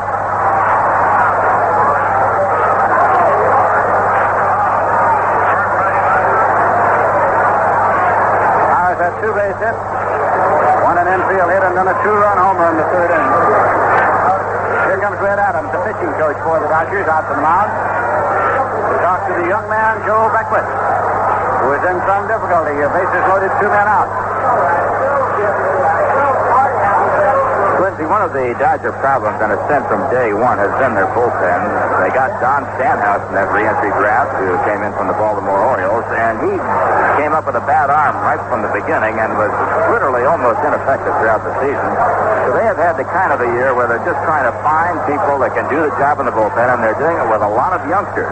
The other veteran who has had arm problems and has had for a couple of years, Terry Forster, has been almost ineffective. So the Dodgers have everything going for them. They've had some key injuries, but more than that, it's been the bullpen that's been thinking them from game to game. Red Adams back to the dugout. Beckwith with the bases loaded, delivers a pitch to Howe. Check swing, foul ball out to the right side, out of play. It's strike one. Enos Cabell at third, Joe Morgan at second, and Cesar Cedeno at first base.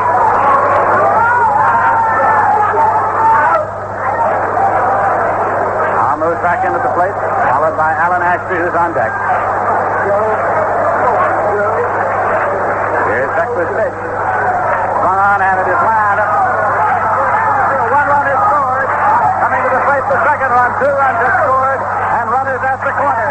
Singleton a two-run batted in for Howe, and it is 7-0 Houston leading, and for Howe, his fourth run batted in, and here comes Tom Lasorda, who is making frequent trips to the mound here this afternoon. He's got Castillo ready in the bullpen. Howe did not hit that ball squarely, not solidly, but it just got through into center field for a base hit. Scored Enos Cabell and Joe Morgan, both those runs statistically charged against Sutcliffe, who has been charged with 3. Everything that Houston hasn't done in those first 3 games in this series, they are doing today in this playoff game for the National League Western title. It seems as though the Dodgers can't get anybody out there to do the job. Dave Goltz in 3 innings gave up 8 hits, 4 runs, walked none, struck out a couple. Rick Sutcliffe came on for Goltz in the 4th inning. Survived only a third of that inning, giving up a hit, 3 runs, walking 2, striking out none, and still in the 4th inning it was Beckwith who came on, and now he is departing as the third pitcher. All right-handers in this ballgame thus far against Houston. They got from the bullpen now Bobby Castillo, a right-hander with a good screwball, a little bit like Mark Marshall had when he was here with the Dodgers several years ago. The Dodgers, though, are looking at a very big hill right now. While we wait for Castillo to come in, let's pause for 60 seconds. Above the CBS Radio Network, I'm Jerry Coleman along with Lindsey Nelson here at Dodger Stadium, Chavez Ravine in the heart of Los Angeles, where Houston has taken a dominant 7-0 lead, where only in the 4th inning, runners still at first and third for Houston, 2 down, and Alan Ashby, the 8th hitter in this inning, comes to the plate. Bobby Castillo, a native Los Angelino, warming up out there. He's a right-hander, rather small. Fair fastball, pretty good curve, but his big pitch is the screwball that's so effective against left-hand hitters. And the Houston Astros do have their share of pretty good left-hand hitters. Terry Puhl, Joe Morgan, Jose Cruz, and Alan Ashby, who plays in the catching spot when Pujols does not play there. So they kind of split that. But right now, Ashby is in there, the left-hander. He'll be coming on. Ready now with Lindsey Nelson to tell you all about it. Bobby Castillo has won 8. He's lost 6. He has an ERA of 2.78. This is his 61st game appearance. He has had 5 saves. Ashby is on his way to the plate. 2 men out, runners at the corners. Top of the 4th inning. Houston leading by a score of 7-0. Ashby had a base hit in the 3rd inning. He's 1 for 2. Daniels the runner at 3rd. Art Howe is the runner at 1st.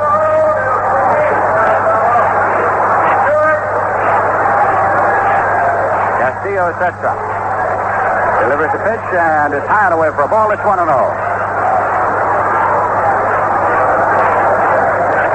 Ashby is the number 7 man in the Houston batting order. Houston managed by Bill Burden. Now again, Castillo with the delivery. Swung on. It's 1-1. Ashby took the big shot.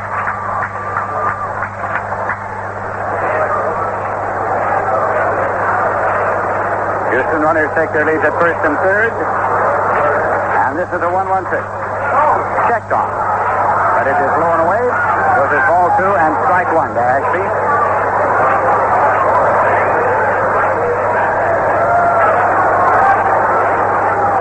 He back in.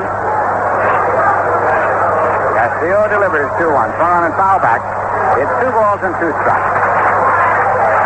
Perhaps the biggest contribution that Castillo has made to the Dodger cause this year is teaching the screwball to Fernando Valenzuela. The young fellow they signed out of the Mexican League. He says he picked up the screwball from Castillo, said he did it in about 10 days, and he has been highly effective with it. Castillo again looks in. Checks the runners at first and third. It's to Ashby is high for a ball. Returned by catcher Joe Ferguson. Ashby is the nice man to bat for the Astros here in the top of the 4th inning.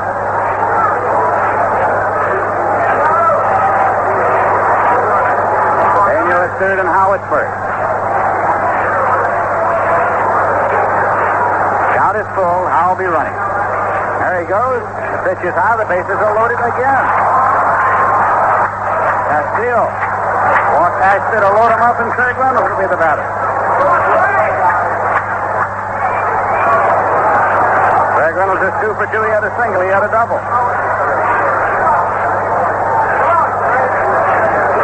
The Astros have 7 runs, and they want more on this, the final day of regular season play in the Western Division. The winner of today's game, champion of the West, going into the championship series against the Philadelphia Phillies.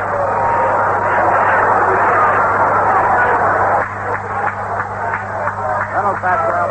Castillo works straight away. Bases loaded. Now the pitch. Swung on, and they started out with a breaking pitch. 0-1 to count. Reynolds has backed off for a moment. He's followed in the order by pitcher Joe Niekro.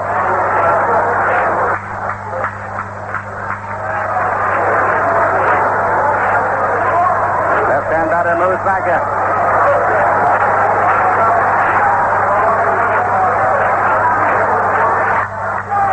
Here is Castillo with a delivery that is on and in. 0-2 to Craig Reynolds. Castillo walks around on the grass. Back of the mound. Slides up toward the rubber. Astro runners take their leads at first, second, and third.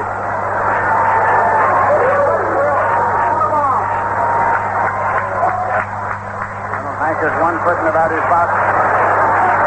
Swings the other end. Cedeno bluffs down the line from third. Here's Castillo with the pitch. And struck him out. Throw down to first, make it a K and a 2-2 to scoring. First strikeout, of course, for Castillo. 3 runs on 2 hits, no errors, and 3 were left. In the middle of the 4th inning, the score is Houston 7 and the Dodgers nothing. The Houston Astros a commanding 7-0 lead as the Dodgers come to the plate in the bottom of the 4th inning, and there's a change for Houston. Joe Morgan, whose leg obviously was bothering him. He was up 3 times. He struck out, fly to right, and he walked and scored a run. Is being replaced in the infield by Rafael Landestoy, who is an excellent second baseman with fine speed. A youngster acquired from the Los Angeles Dodgers a few years back when Joe Ferguson came over here to the Dodgers from Houston. Houston was 2 in the first, 2 in the third, 3 in the 4th inning, on top 7-0. Joe Niekro in command out there has given up only 2 base hits and no runs to the first 3. Now a Dusty Baker coming on the heart of the Dodger batting order getting ready. Houston leading 7-0, and here is Lindsey Nelson once again for the play-by-play. All right, Jerry Coleman, the Dodger fans are up here now at Dodger Stadium, trying to lend whatever vocal support they may to the cause of the Dodgers, which appears to be in considerable jeopardy at this moment. Dusty Baker's been up one time and he struck out. Joe Niekro started. He's been in all the way. At this point, Houston 7 runs, 10 hits, no errors. The Dodgers no runs, 2 hits, 2 errors. Doug Harvey went out, asked to examine the baseball, took it out of play. Lost another one out there to Joe Niekro. He does deal in another ball a good part of the time. Dusty Baker batting number 3 in the Dodger order. Hitting .294 for the season, and a big factor for the Dodgers this year. Waits for Niekro's pitch, and it's outside for ball 1-0 to Dusty Baker. Steve Garvey is next in the order for the Dodgers.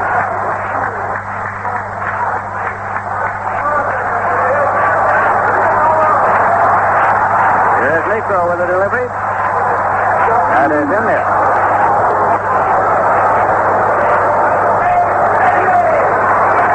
Baker is examining the bat for a moment. He approaches the plate.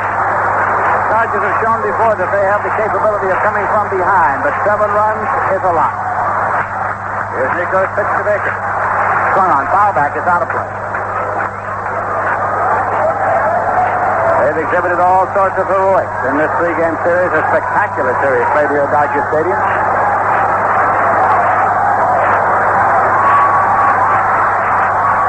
Although the series have been settled in a comparatively peaceable manner, they have battled here. Now swinging a ground ball to third. Off the jab, off the ball. He's up and going, and on by first baseman Art Howe, and on the way to second. On the overthrow into the dugout, there's the runner, Dusty Baker. It was off the chest of third baseman Enos Cabell, who has had a tough series, as a matter of fact. And the error tries against Cabell. Dusty Baker is at second as the throw. Hit in front of first baseman Art Howe and found it over actually the photographer's pen at the end of the dugout. That'll bring up Steve Garvey. Cabell made the mistake, Lindsay, of backing up on the ball ever so slightly, and when he did, he lost the play. His one hope might have been to come in on it and smother it, because Baker's speed would have beaten it out, I think, anyway. Steve Garvey coming up. He's been up one time, and he popped a second.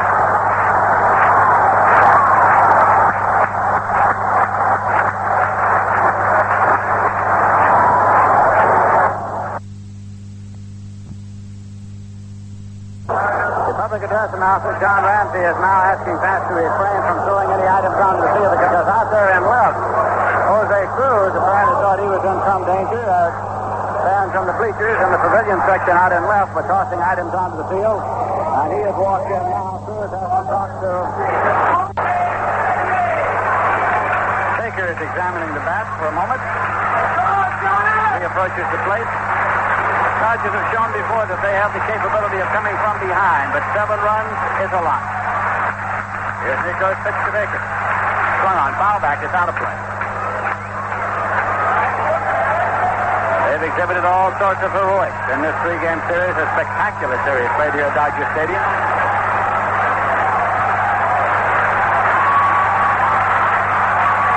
Although the series have been settled in a comparatively peaceable manner, they have battled here.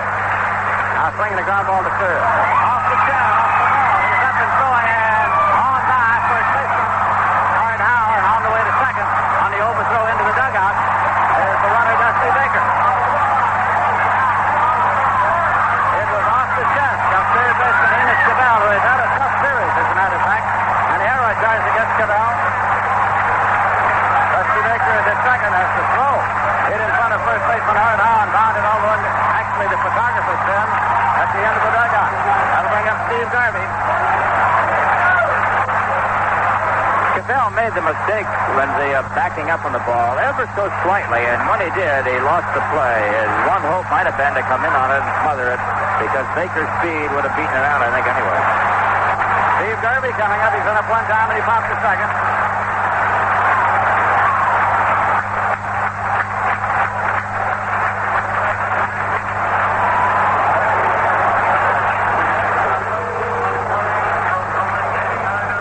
Address announcer John Ramsey is now asking fans to refrain from throwing any items onto the field because out there in left, Jose Cruz apparently thought he was in some danger. Fans from the bleachers and the pavilion section out in left were tossing items onto the field, and he has walked in now. Cruz has to talk to umpire Jerry Dale as the announcement has been made asking the fans to refrain from throwing items onto the field. One of the things is this is a very volatile crowd, an excitable crowd, and of course they're trailing 7-0, and sometimes crowds do get angry and people start to do things they wouldn't do normally. Doug Harvey has walked over to talk to Tommy Lasorda, doubtless about something along the same line. I believe that he's telling him, look, if there's any more of this stuff, we can forfeit the ball game, pal. And I doubt it would happen in a playoff game like this. But Harvey is a perfect man to have behind the plate. He is a man with presence on the field. As an umpire, he knows how to take charge, and that's what you need in a spot where you do have any volatile situation. There was a commissioner named Kennesaw Mountain Landis who did remove Ducky Medrick from left field for the St. Louis Cardinals in the 1934 World Series when Detroit fans threw things onto the field. Steve Garvey is at the plate. There's a runner at second, nobody out. Houston is leading by a score of 7-0. Well, he bunted. Founded off at strike one. Steve Garvey trying to dump the ball up the third base line where Enos Cabell is stationed. Garvey, the number 4 man in the Dodger order. S.D. Baker leading at second. The Dodger fans anxious for anything to yell about.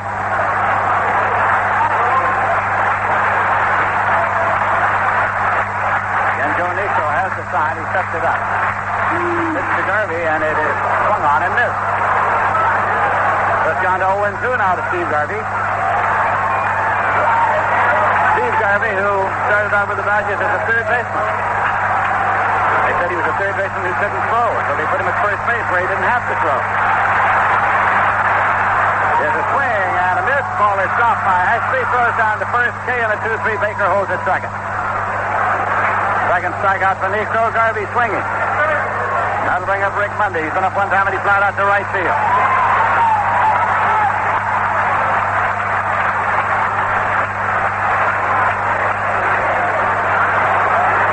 Bats left.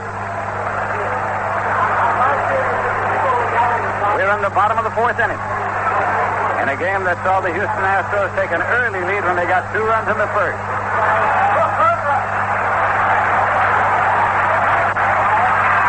First baseman Art Howe comes up to do a little groundskeeping. Moving out the dirt there in front of his position at first.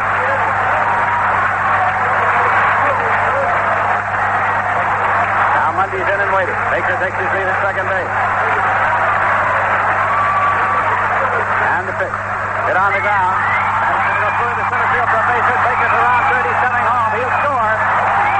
Ball is tossed into second base. Single and a run is scored as Baker crosses the plate for Mundy and RBI. And the Dodgers are on the scoreboard for the first time. It is 7-1. Well, that was a welcome run for Los Angeles fans here. They've been shut out. They had a very heart-rending situation in the third. Runners at first and third. Nobody out and couldn't get them in.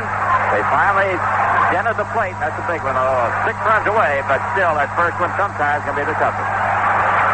It's going to bring up Joe Ferguson now. Time is called once again by umpire Doug Harvey. He's looking out toward left field. Jose Cruz looking back toward the fans in the stands out there. Now Harvey talks it over with Nick Colosi, the first base umpire. Colosi pointing out in that direction. Now Harvey's looking over into the Dodger dugout once again.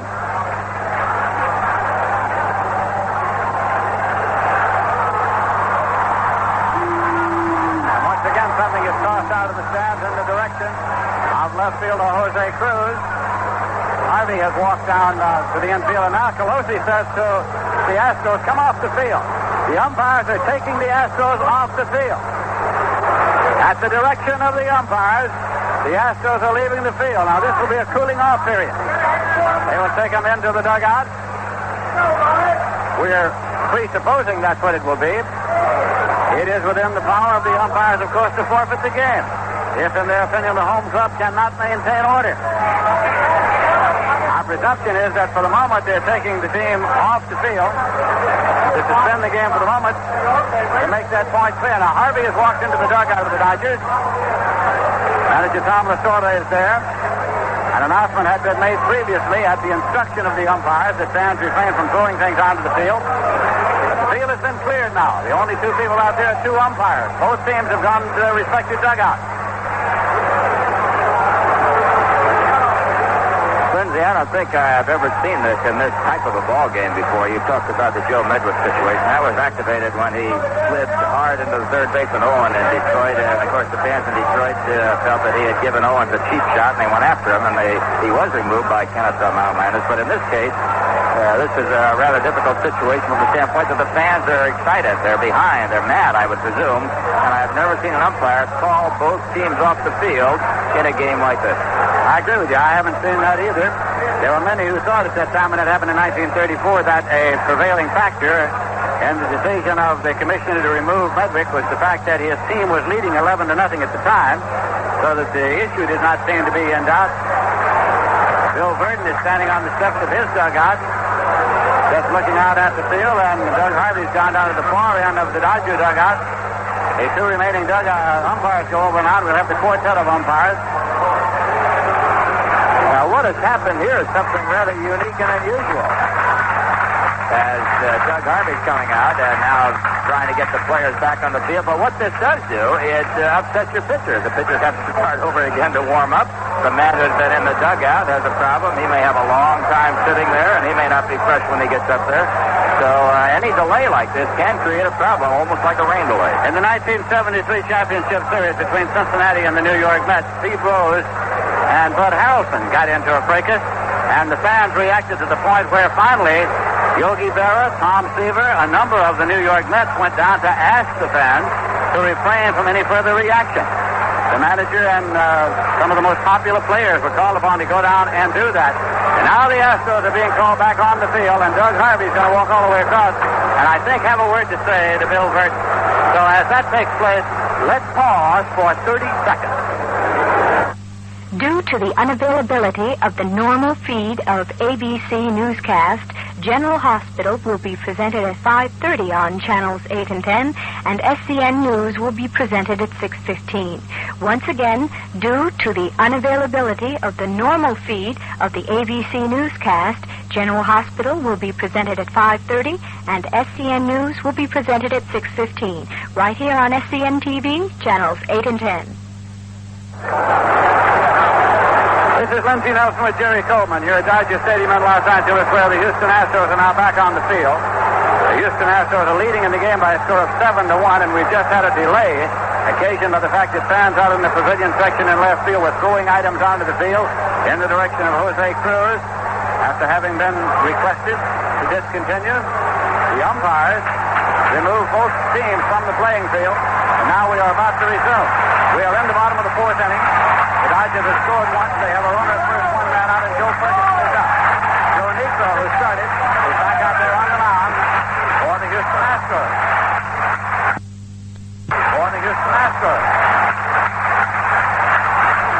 Rick Mundy is the runner at first. There's one away. Ferguson, the right-hand bat, has been up one time, and he grounded out second to first. And that pitch is low with a knuckler. Rafael Landeskog playing second base now for the Astros in place of Joe Morgan, who obviously was in great pain earlier in the ball game. Injury. There's a swing dropped by catcher Alan Ashby, picked it up. Let the umpire examine it and toss it to back.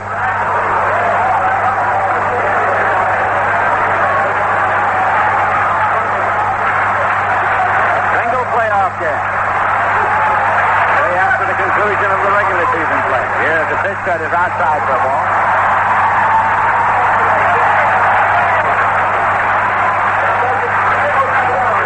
Dodgers came into this game having won 9 of their last 12 games played in daylight. The Astrodome, of course, not a great deal of difference in playing in an afternoon or a night as far as the lighting conditions are concerned. Doug Harvey calls time and is pointing now out to the bleachers in the right field section this time. Harvey turns and comes back. This time he was pointing at the other pavilion in right field. Ferguson moves back in at the plate. Mundy leads it first, one away. Bringing a foul ball off and out of play. Ferguson stays alive. Mickey Hatcher follows him. Hatcher starting at third base today in place of the injured Ron Say.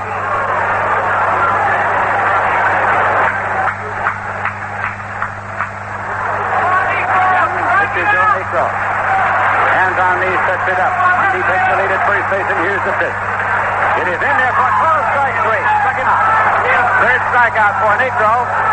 Let's pause 5 seconds for stations to identify themselves on the CBS radio network. This is the American Forces Radio and Television Service.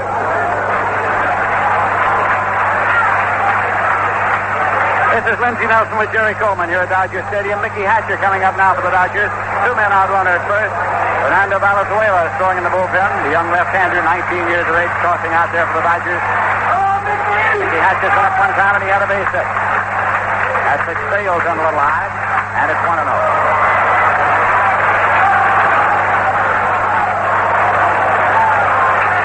Joe Niekro in no particular hurry at the moment. He has a 6-run lead.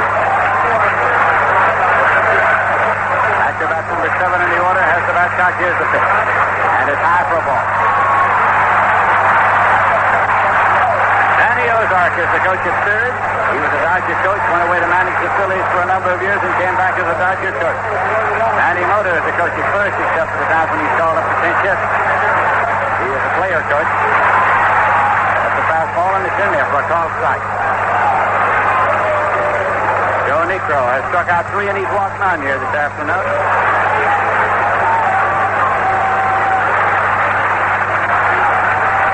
Niekro again sets it up. There's a swing and a high fly ball in center field, fighting the glare at Cedeno. He went back and now he comes up and he makes the catch. So the start is retired. The Dodgers got a run on a hit there with an error on one left, and at the end of 4, the score is Houston 7 and the Dodgers 1.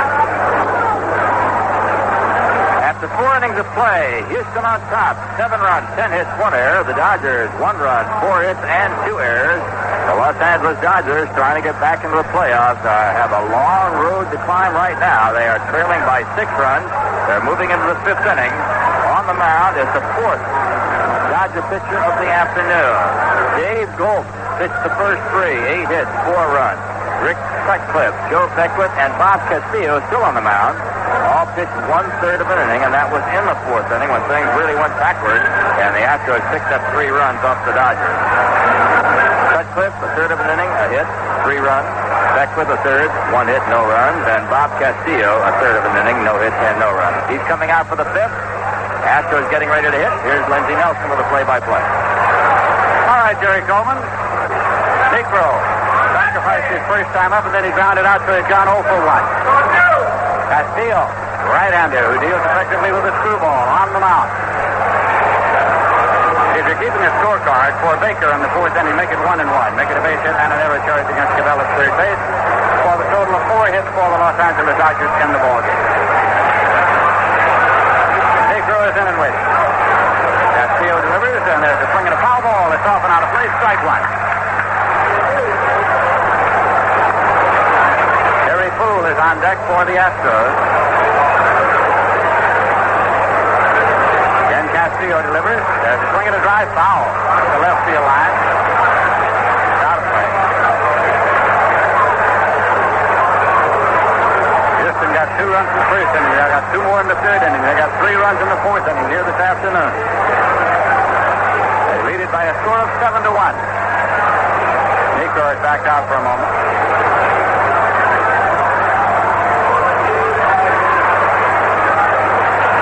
Castillo's pitch is low for a ball.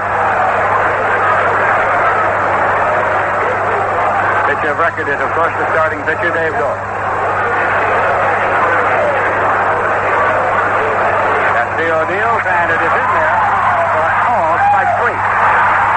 Castillo with his second strikeout. That brings up Terry Puhl. Foul on an error, grounded out to first base in front of his way on. He has scored twice here today.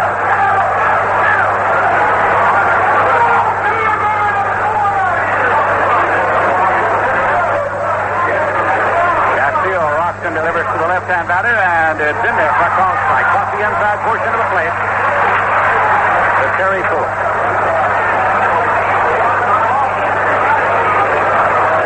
Castillo again rocks, kicks, and delivers, and that pitch comes in a little low, so it's down to 1 ball and 1 strike.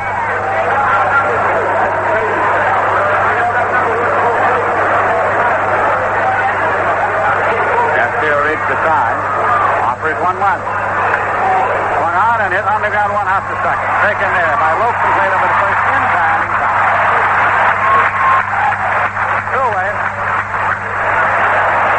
bring up Enos Cabell.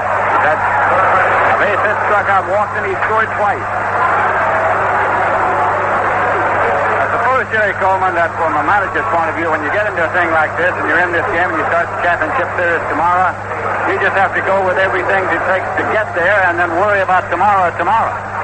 One day at a time, Lindsay, absolutely right. There's no way that you can plan ahead in a situation like this. You have to win every game. The Dodgers were in that position. Houston they could bend a little bit here and there, and that's why they have a little better pitching today. They had a more rested Joe Niekro, and obviously Dave Goltz did not have what he wanted to have today. 2 men out, nobody on base. And this is a strikeout.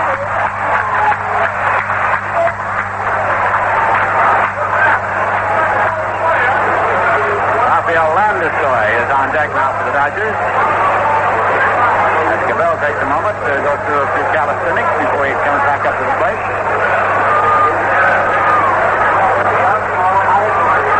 Castillo again with a pitch. That is low for a ball. Well, after smoothing out the dirt in front of the plate.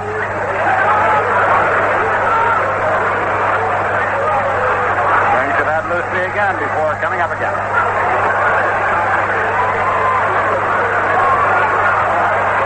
Swung on it on the ground foul. Down to Don Lepper. The coach is third. Made a bare-handed catch. Most veteran coaches don't bother with those foul balls. They learn to ignore them completely.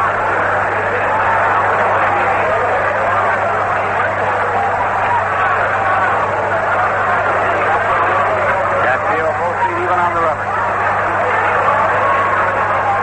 Pitch to Cabell. Swung on and it popped up foul back to first. Garvey comes over to take a look. But it's out of play. One of the mysteries of this afternoon to me, Lindsay, is Enos Cabell. He's up there 4 times. This is the 4th trip. The first 2 times he wore his glasses. The 3rd time he didn't. He's got them on again. Now, that's something that will bother me all winter. Well, Enos has had a fairly bad series, and I suppose he's willing to try almost anything at this point. Here's Castillo's pitch. Check swing drive, and it is a fair ball down the first baseline. Cabell is around first, now he's playing the second. Jay Johnstone up at the ball, and it's a check swing double up the right field line. When it left the plate, it looked as though first baseman Steve Garvey might have a pretty good chance of fielding a comparatively soft line drive. Couldn't get to it. It was a fair ball, went up the line. It's a double for Cabell. Going to put 2 men out here in the top of the 5th inning.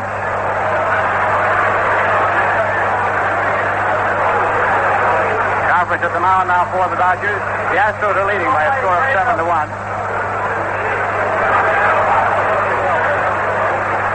Well, when you're having those good years, Lindsay, you get those things in there, and that's just the way to make it feel good, going back to usual. And it was said long before our time that in the box score, they all look like screaming 2-base hits. If it says double, it's a double. Here's Rafael Landis-Sawyer now hitting, Lindsay, and having watched him all year, when he's hitting left-handed, you don't worry too much. Right-handed, he's a killer. Rafael Landis-Sawyer in there in place of Joe Morgan. Batting left against the right-hand pitcher, Bobby Castillo.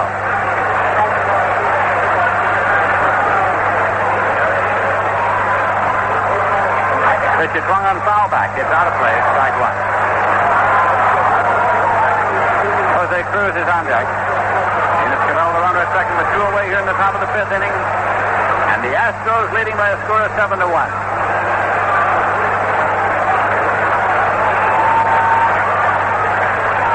Castillo again takes a long time in getting the sign. It's to Landis-Sawyer. Outside pitch.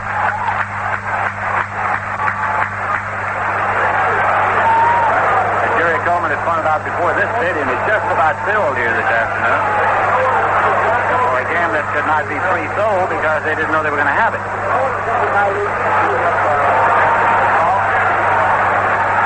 Landis-Sawyer back in. Wide stance at the plate. Castillo's pitch, check swing, looper to third base. Soft off third. There was a base hit, there was 1 left. And in the middle of the 5th inning, the score is still Houston 7 and the Dodgers 1. The Houston Astros, as we go to the bottom of the 5th inning, Dodgers will send up Derrel Thomas. to start it off, are leading by a score of 7-1. Astros 7 runs, 11 hits, 1 error. Dodgers 1 run, 4 hits, and 2 errors. The Dodgers have 5 innings to save this season if they can do it. 5 at-bats. We've gone halfway through the ball game, and Houston with a dominant 6-run lead, a 7-1 score. Lindsey Nelson now ready to go as Derrel Thomas heads up the home plate for Los Angeles. All right, Jerry Coleman, he has been up there one time, and he's had a base hit. Number 8 man in the batting order. On the mound is still Joe Niekro, who started his inning all the way. Nick Cavallio has come out on deck as a prospective bench batter. Derrel Thomas is a switch hitter. He bats left, and the Dodger crowd is alive here at Dodger Stadium. At third base, Enos Cabell is moved up on the edge of the grass. Houston leading it by a score of 7-1. Niekro delivers, and the pitch is hard away for a ball. It's 1-0 now. Niekro has struck out 3 and he's walked none. 19-game winner. That pitch is low. He's got behind 2-0 now. Derrel Thomas. Dodgers trying to get something started here in the bottom half of the 5th inning. Dodger fans trying to help them. This is a 2-0 to Derrel Thomas. Outside. Now it is 3-0. And the Dodgers look for a base run. Niekro has not walked a man today, but he's gone behind 3-0 now to Derrel Thomas. When you're behind 6, you take pitches. And he does, and it's in there for a call strike, and it's 3-1.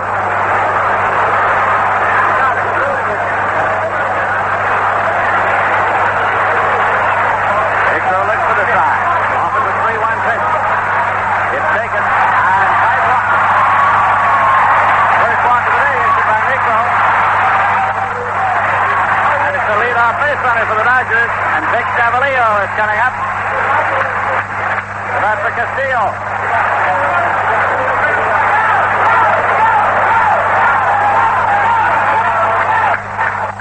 Cavalio's been in 5 games in which he's batted 4 times and had 1 hit. He's hitting .250. He's been around a while. Left-hand batter facing right-hand pitcher Joe Niekro. Fernando Valenzuela scoring in the bullpen for the Dodgers.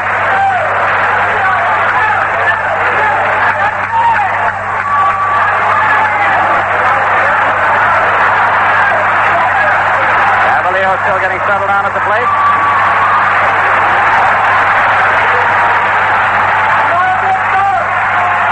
Niekro checks and deals the pitch. It's taken, and it's in there for a call strike. He was taking all the way, moving back actually on the pitch. Cabell stays on the edge of the grass at third. There's a swing and a ground ball to second base. Landestroy tags the runner, is upset. There is no throw as he went over the shoulder of Derrel Thomas. So they're set to the 1 out to the second baseman. Down plays. Cavallio becomes a runner at first. That was a pretty good rolling block by Derrel Thomas out there on Landestroy, who got himself in a position where he flipped right over the top. Did indeed. Davey Lopes coming up now. But it was the intent of Landestroy to simply make the tag and fire it on, and Derrel Thomas prevented him from doing that.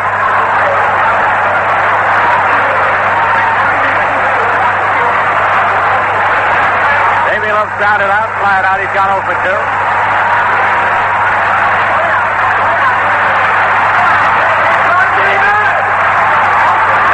Cavallio takes the lead. Here's a swing and a fly ball to center field.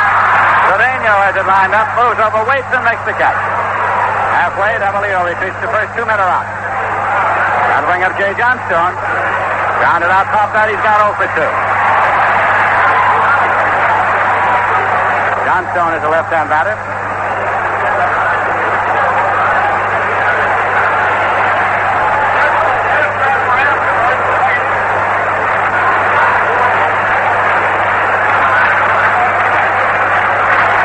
Niekro takes a look around at his outfield alignment.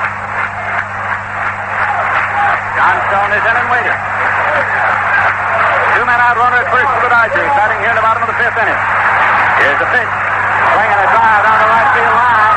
Going deep. And this one is is a foul ball. A long foul ball pulled down to the right field corner by Jay Johnstone, and it is strike one.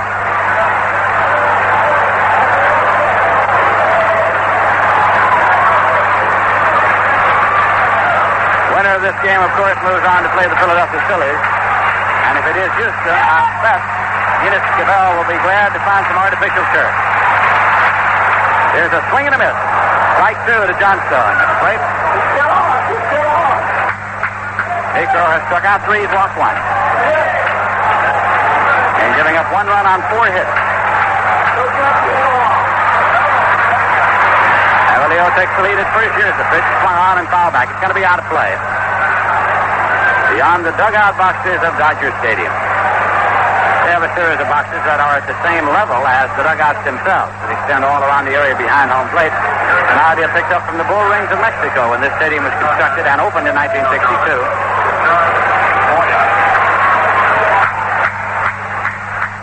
Johnstone waiting for the pitch. It's on the way. Swung on again. It's fouled back into the seats and out of play.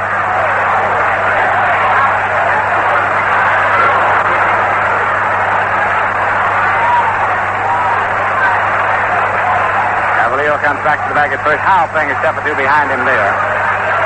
The Astros leading by a score of 7-1.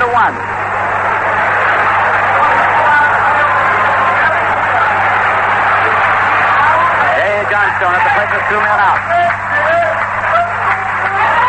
Joe Niekro sets it up and cuts. And the pitch to Johnstone. Swung on and missed. Struck him out to retire the side. Strikeout number 4 for Niekro. It is a walk and one left. And at the end of 5, the score is still the Houston Astros 7, Los Angeles Dodgers 1. A 19-year-old left-hander, Fernando Valenzuela, coming on. The proceeding that you just heard has been brought to you on behalf of Major League Baseball. As Valenzuela warming up, and as Lindsey Nelson told you, developed a screwball with the help of his teammate, Bobby Castillo, although Valenzuela, the left-hander, and Castillo, the right-hander. You know, it's those other pitchers that do all the damage in this game. They're the ones who teach the ones coming up all those nasty pitches. It's amazing. It was said when they were in San Francisco for the series, people talking to Valenzuela, that he picked that pitch up in about 10 days. If that's all the time he devoted to it, he did an amazing job because it's an effective pitch for him. I have been the times I've seen it. Well, he has been maybe Tommy Lasorda's best relief pitcher the last week or so. He's done a great job. Has a record of 2-0. His ERA is 0, which is easy to keep track of. Jose Cruz is up to lead it off now. That's left. Here's the pitch. Swung on and hit in the air down the right field line. Going deep, but full foul. A long strike.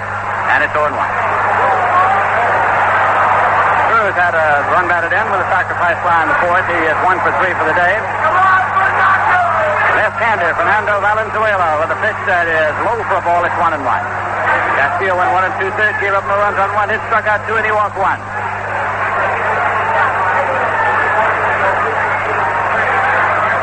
Again, the left-hander deals to Cruz. There's a swing and a foul ball right off the end of the bat, out of play. Cruz again swung himself out from under the hard hat, which he retrieved.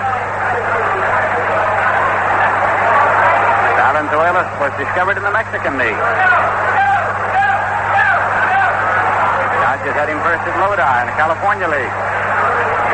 And the pitch is low for a ball.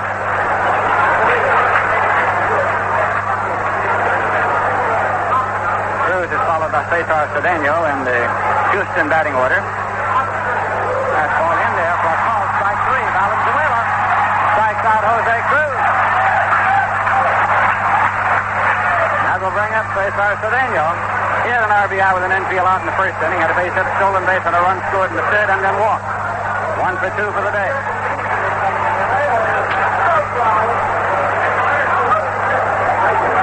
Those who follow the Houston Astros day in and day out will tell you what Jerry Coleman told you earlier, that Cesar Cedeno is probably the most talented man on the Houston squad. Windmill about a time or 2 and then stepped out. Valenzuela with the pitch. Swung on, it's lined into center field. Rick Mundy coming up, and Rick Mundy fights the game, makes the catch. 2 men are out. Art Howe will be the batter. Then Scully, the Dodger broadcaster, told me that the first night Valenzuela joined the Dodgers, he, Scully, went down to the locker room and said, I want to welcome you to the Los Angeles Dodgers and hope you have a successful career. And he said there was no change of expression, no sign of recognition, nothing. He did not know at that moment that Valenzuela does not speak any English and had no idea what he had said. He sent for Manny Mota, who was the interpreter. Art Howe coming up. Howe's had the big day. 4 runs batted in, 2 singles and a home run. Here's the pitch. Taken low for a ball. First base umpire. So that's the confirmation. Says swinging strike.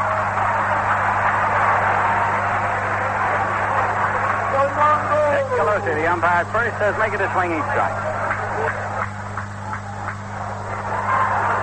2 men out, nobody on base in the top of the 6th inning. Houston leading by a score of 7-1. Trying to win this in the Western Division Championship that goes with it. Valenzuela's pitch. Swung on and missed. Right through the house. Valenzuela, 19 years of age.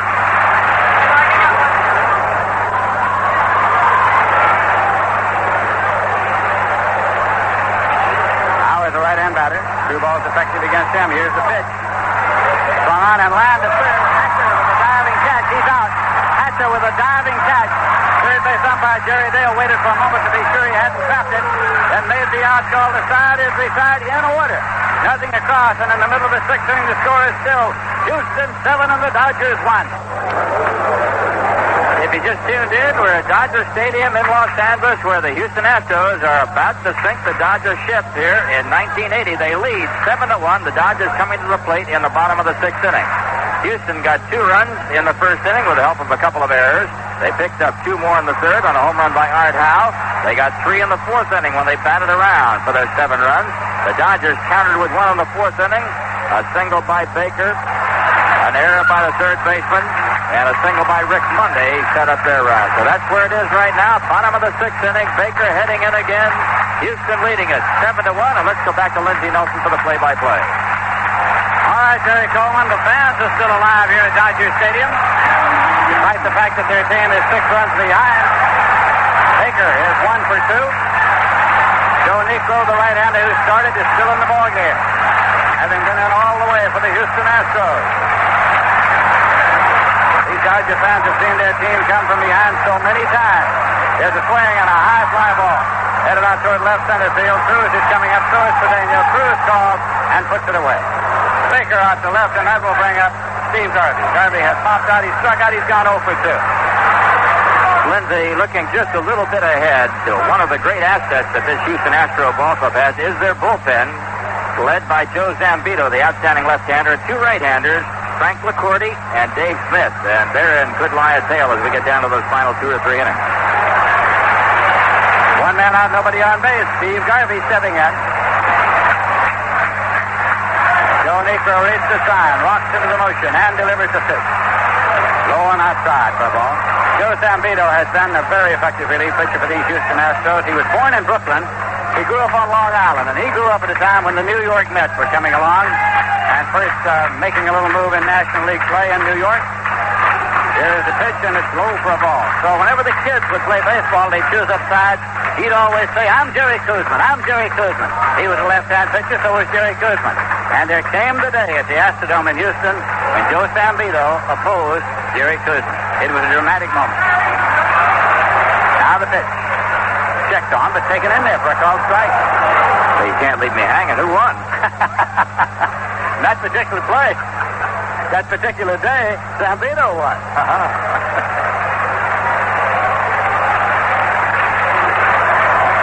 Now the pitch to Garvey. Swung on and drill foul up the left field line. It's out of play.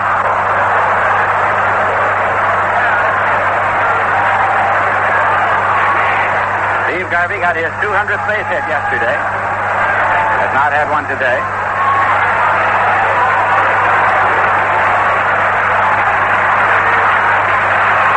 Joe Niekro, hands on knees, rocks in the motion, kicks and delivers. Swung on and fouled off. Retrieved by catcher Alan Ashby.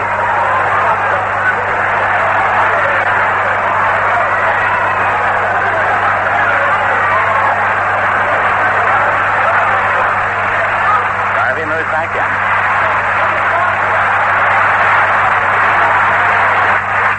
2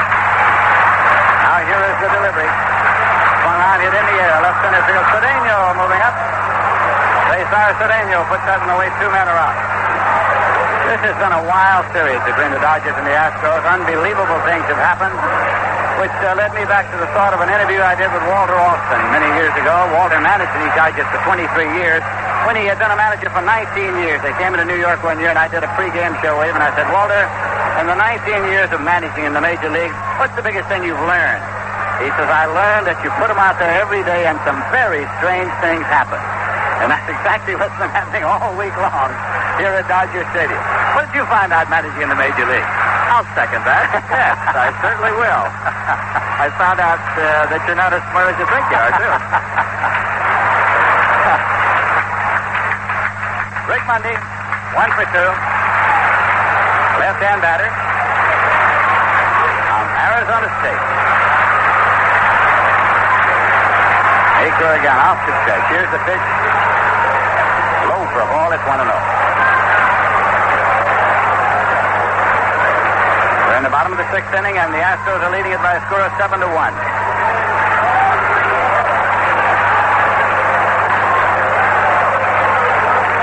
Niekro kicks at the rubber a time or two, goes to the rosin bag before getting ready to work again.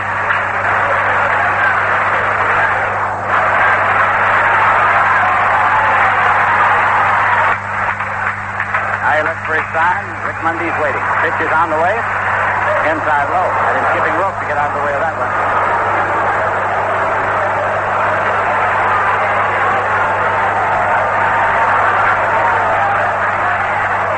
Mundy's settling himself down back at the plate again.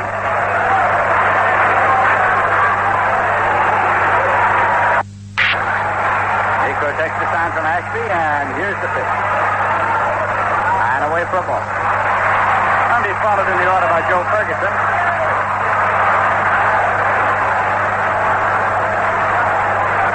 Mundy stays down, awaits the pitch. Taking all the way, it's in there for a strike. Started to stroll up in the general direction of first base. He had started to stroll on the pitch, actually.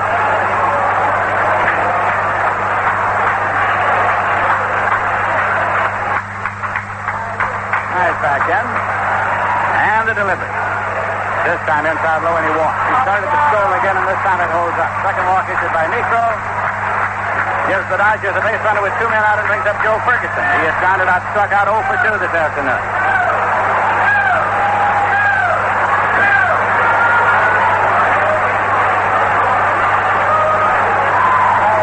Niekro is taking a look around at his defense and taking a little breather before getting ready to work to the big right-hand batter. He knows the capability of Joe Ferguson, who's had 9 home runs. He can hit the long ball. Takes the pitch, and it's in there for a called strike. With Rick Monday having just gone a base on balls, Ferguson was taking the first pitch. Niekro again. Outside high.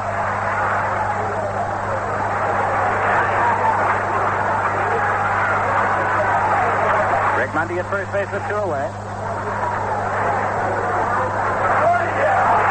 Niekro kicks and delivers, and that pitch sails outside on. They've gone behind to Ferguson now.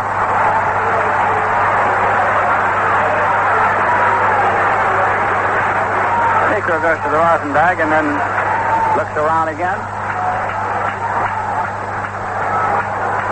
Now playing stride off the bag and behind the runner at first.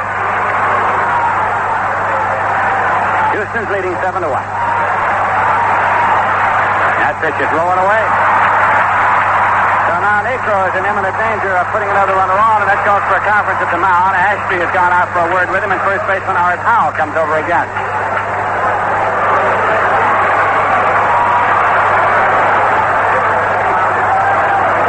The conference is broken up. Ferguson stays into the plate.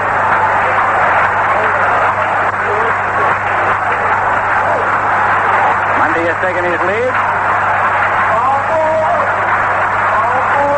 And the pitch. He is in there for a called strike.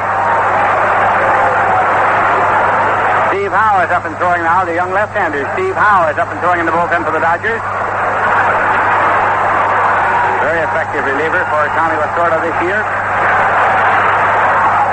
Runner goes. 3-2 pitch is hit into center field where it's knocked down by second baseman Landisco. He got back just to get a glove on it in short center field on the outfield grass. It is a base hit there. Runners at first and second. It was just a soft line drive. It did go through, but Landisco managed to get back down on one hop. He knocked it down. Runners at first and second. Mickey Hatcher coming up. Hatcher's 1 for 2. Another conference at the mound.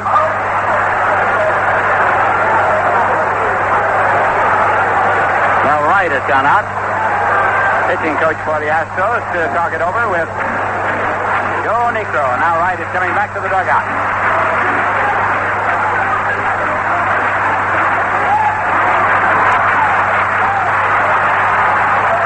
You get into a championship game and you see pitchers and pitching coaches and you look over in the Dodger dugout and you see a fellow named Sandy Koufax over there. He's been in a few of these.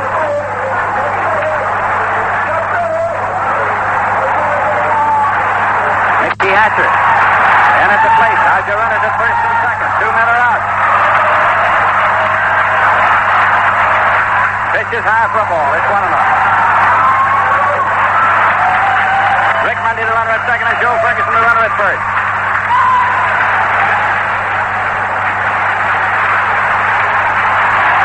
Joe Niekro trying to get past Hatcher and out of the inning. Delivers the pitch fastball in there for a call strike. That's down to 1-1. Astros have had 7 runs, 11 hits. Dodgers have had 1 run, 5 hits. Go back to second, not in time. Rick Mundy got back safely as Niekro just tossed the ball back.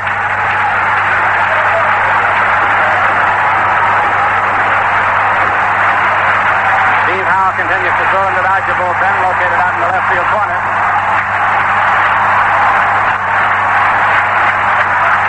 It's to Hatcher. Swung on and missed. So now Niekro goes ahead. And he also goes to the rosin bag before coming back to smooth out the dirt on the forward slope of the mound where he's been sliding.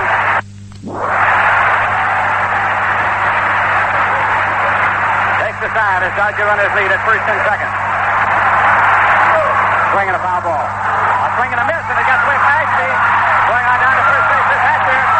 So the bases are loaded. He swung on the third strike. Missed it. It got away from Ashby. Came on back. So it's a strikeout and an error on somebody.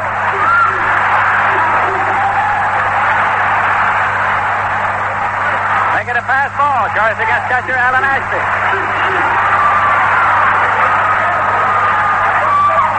That's the devastating part of that knuckleball. You know, and you saw Hoyt Wilhelm through the years strike people out right and left, and man, that ball got away from the catcher. My old buddy Gus Trianda's a great story about him.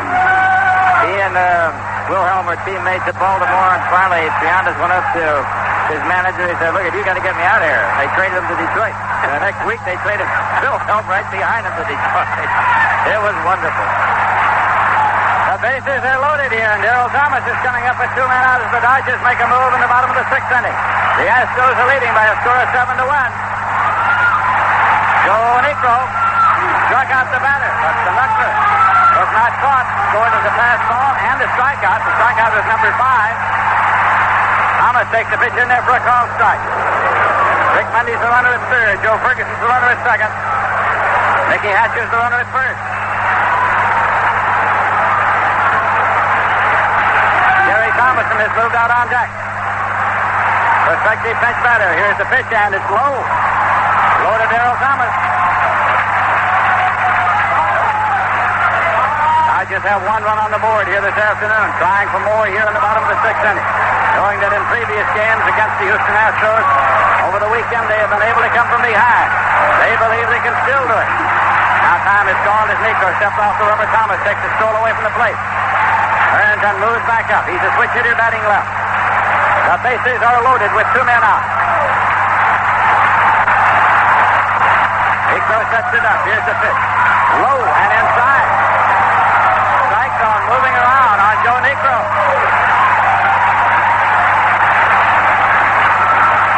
So again, he's taking a breather. Taking a little stroll. Art Howe from first base is jogging over to the mound. I have a word with the knuckleballing Joe Niekro. That conference breaks up.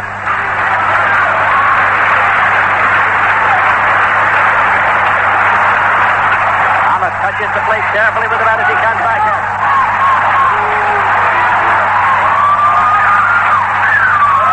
Runners lead at first, second, and third. Pitch is swung on foul back. It's out of play. Derrel Thomas took a cut. Came into this game hitting .262 for the year. That's number 8 in the order. Terry Thomason waiting there on deck. Hopeful that he'll get a chance to bat in this inning. Again, Dodger runners lead at first, second, and third. Swinging a drive into center field. Cedeno is there. He's got it. And the side is retired. Derrel Thomas out to center field. There was a walk, a hit, three were left, including the fastball. And at the end of 6, the score is still Houston 7 and the Dodgers 1. All right, Jerry. Valenzuela, the left-hander, 19 years of age, working in relief here for the Los Angeles Dodgers. Harvey brushes off the plate as Alan Ashby steps in. He went out to left field. He had a base hit to right, and he walked. He's 1 for 2 for the day. That's number 7 in the order, followed by Craig Reynolds. Houston got 2 runs in the very first inning. Took an early lead here this afternoon. They have led throughout, of course. Here is the pitch. Swung on it in the air to left field. Rusty Baker goes back and on back, and he one-handed. Across the track. He holds on as he breaks himself on the wall out there, and there's one away. Ashby to left. Craig Reynolds is the batter. Single, double, and struck out. 2 for 3. Members of the media have been researching baseball history this week and following this series, and many of them brought up 1964, the year that it looked as though the Phillies couldn't lose. The Phillies led by 6.5 with 12 to play, but the Phillies didn't win it. Nor did the Cincinnati Reds win it. They were in second place. The St. Louis Cardinals won it. They won it on the final day of the season, and they had to bring Bob Gibson in, who had pitched the entire game on Friday night. They had to bring him in the 5th inning on Sunday to win the pennant. And that pitch is low for a ball. It's 1-0. So that year, when the Cardinals got to the World Series, it was Ray Sadecki, the opening pitcher, because Gibson was their number 1 man. They'd been used up temporarily. Swinging a drive into center field for a base hit for Reynolds. Picked up by Rick Mundy and played back. Lindsay, I saw something I have rarely seen. Alan Ashby was up there batting right-handed, and Craig Reynolds sometimes will move the ball around. He just sort of pumped the ball, that little fastball that came in on him, and just dropped it into center field so nicely, I thought for a moment he was going to bunt. And at the last instant, he just flicked his bat, and there it went into center field. Not a bad play by Mr. Reynolds, who's got his 3rd hit of the afternoon. And Niekro's coming up in a sacrifice circumstance here, as the Dodgers align their defense in expectation of the bunt. Houston leading 7-1.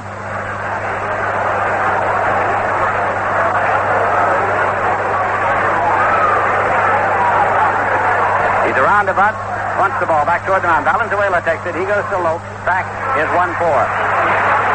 It moves Craig Reynolds to second. 2 men are out. That'll bring up Terry Puhl. We're on the top of the 7th inning. Dodger Stadium in Los Angeles. Terry Puhl has scored twice here today. He's had 1 hit. He was on an arrow 1 time.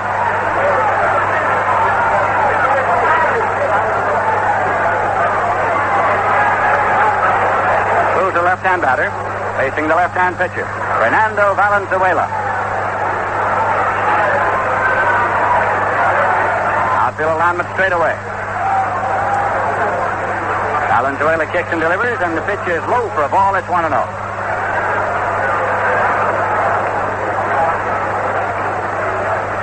Houston got 2 runs in the 3rd inning. They got 3 runs in the 4th inning here today.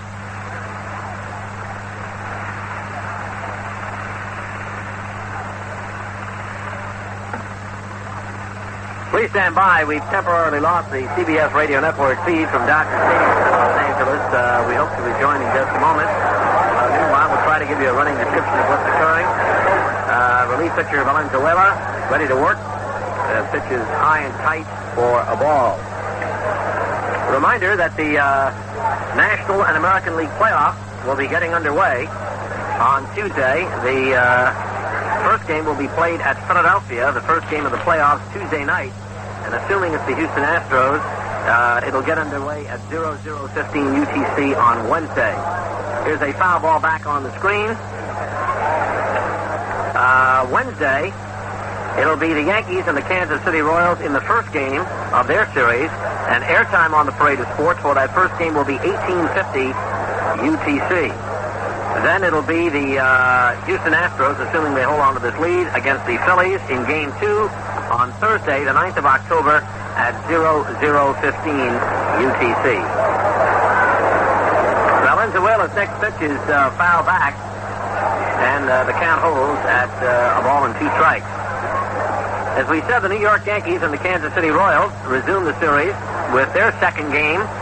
It'll be on Friday, the 10th of October, from Kansas City Stadium at 00:15. Then the scene will shift. It'll be the Philadelphia Phillies playing at the Houston Astros. This is assuming, of course, that the Astros hold on to this lead. The third game would then be at the Astrodome down in Texas, which, of course, is indoors, not affected by weather. And the third game of that series, if it is in Houston, would be at 19:15 UTC. That will be on Friday, the 10th of October. Then the Yankees take turns and host the Kansas City Royals in New York for Game 3 of their series, and airtime for that contest will be Saturday, the 11th of October at 00:15. Here's a fly ball to center field. Rick Monday coming in. He's under it, and he's made the catch, and that retires the side. The Astros leave a runner, and at the end of the 6.5 innings of play, it is still Houston 7 and the Dodgers 1, and we'll get back, hopefully, to CBS Radio in just a moment. Let's get back to Lindsey Nelson and Joey Coleman. Jack Percotti is coming up. Jack Percotti is the pinch hitter. He is being announced. Joe Niekro still on the mound for the Houston Astros, trying for a complete game performance here this afternoon and his 20th victory of the year. He came in 19-12. Percotti batting left against the right-hand pitcher.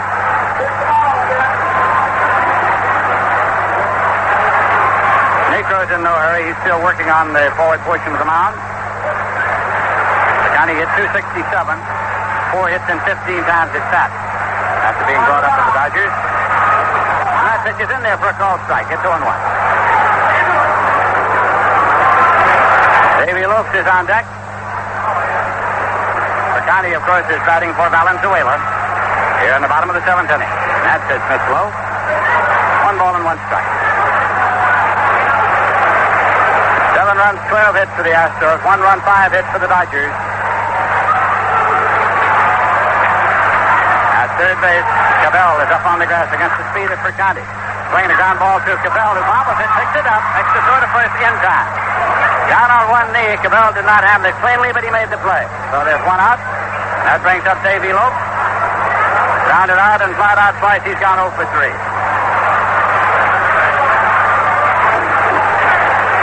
Second baseman and leadoff man for the Dodgers. Niekro has struck out 5. He's walked 2.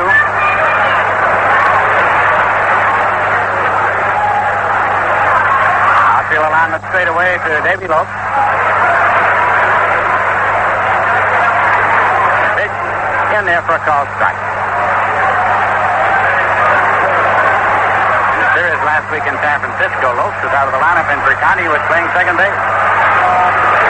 That pitch is low for a ball. Lopes is followed by Jay Johnstone.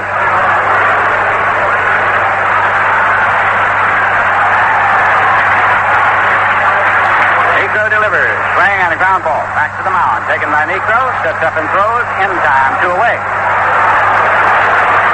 2 Dodgers gone in the 7th inning, and Jay Johnstone will be the batter. He's gone 0 for 3 today. Grounded out. Popped out and struck out. Jay Johnstone is a left-hand batter. Stepped in to take over much of the duty in right field when Reggie Smith went out with an injury. That was a crippling blow for the Los Angeles Dodgers. Most crippling blow perhaps of the season was the one to J.R. Richard of the Houston Astros, who sustained a stroke. Has been battling back. Made an appearance at the Astrodome before the end of the season. Here is a pitch in there for a call strike. Brought out the lineup start. Said he'd be back for the World Series. Johnstone waits. Niekro delivers, and here's a swing and a ground ball. A comebacker speared by Niekro.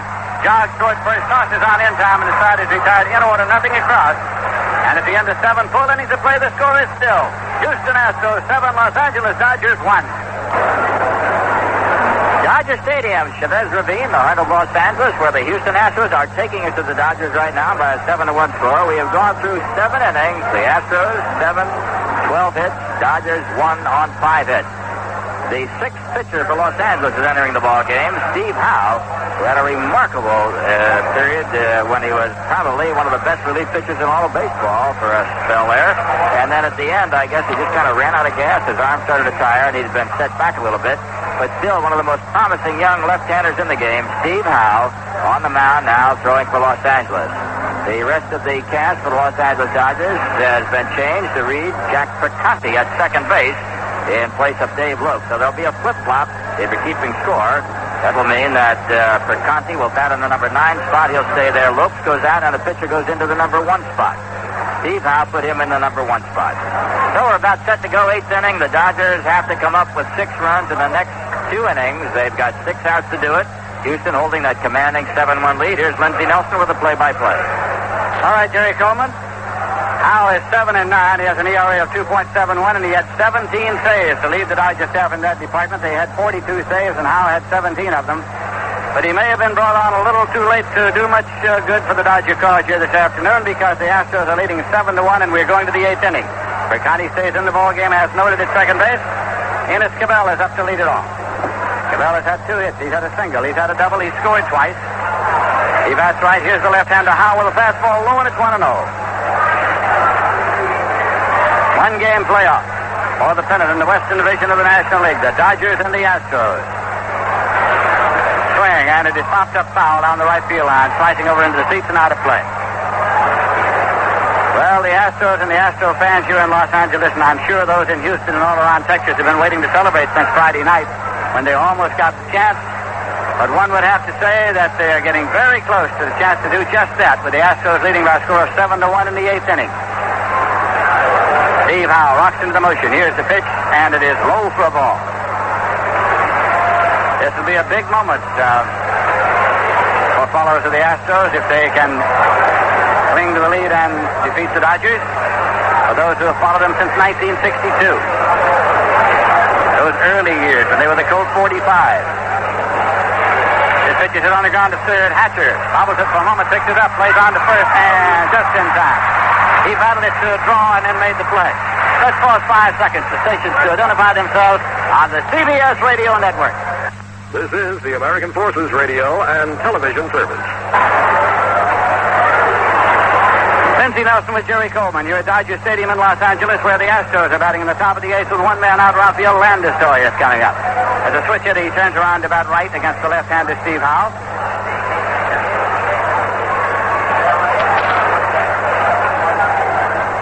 Landis has been up 1 time, batting left-handed. He popped out to third base. Came from the Dodger organization, along with Jeff Leonard for Joe Ferguson. Fastball, and it's in there for a called strike at the knees.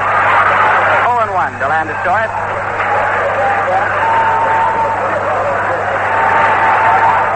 Again, Howe delivers. There's a swing and a drive up the right field line, a foul ball. It's out of play. Landis walks a foot or 2 away from the plate. Beautiful sunny day here at Dodger Stadium. That pitch is outside. I talked to a Houston fan who's been here for this series this morning at the hotel and asked him about his stay in Los Angeles. He said, all I've done is look through the fog and the smog, and I haven't seen much that I like. His team was losing. Here's the pitch. Hit on the ground. Second base. Taken there by Perconti. He plays over to Garvey. 2 away. That'll bring up Jose Cruz. Now to sacrifice fly to drive and a run in the 4th inning. The Astros getting ever closer. Batting here in the top of the 8th inning. Still leading by a score of 7-1.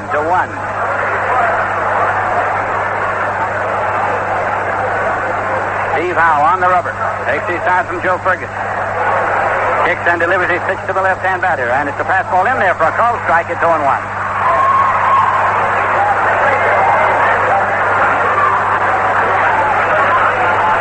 Ken Howe with the pitch. In there for a call, strike two. Now working on the left-hand batter, Jose Cruz.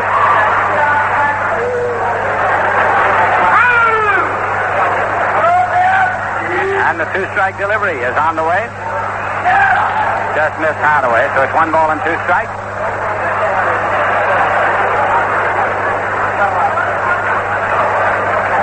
This will be a 1-2 to Jose Cruz from Steve Howe, and it's on the way. Missed outside 2-2 now. Outfield alignment straight away. Cruz, the cleanup batter in the batting order for the Astros.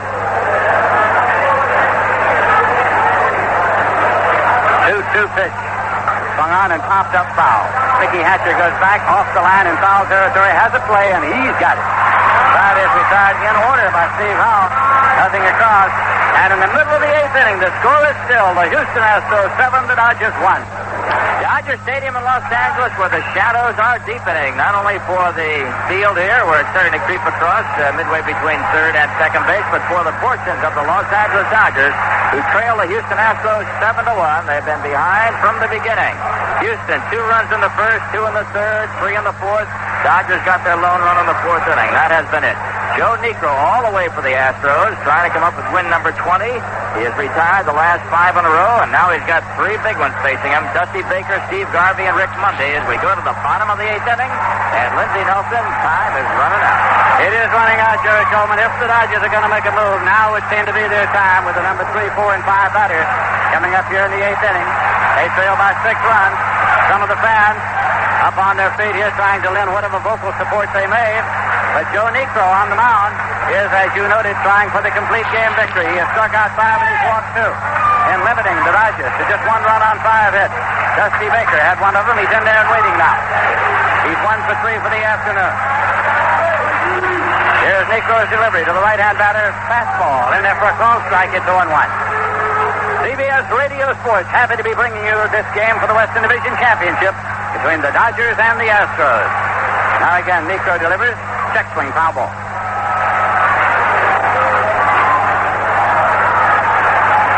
Retrieved by the ball boy and tossed back over to Doug Harvey. Baker followed by Steve Garvey on the Dodger batting order. Dodgers who have battled back in this series against the Houston Astros. Trying again there to swing and a miss. Struck him out. Strikeout number 6. Niekro has one away here in the 8th inning, and that'll bring up Steve Garvey. Garvey popped out, struck out, flied out. He's gone 0 for 3 for the afternoon.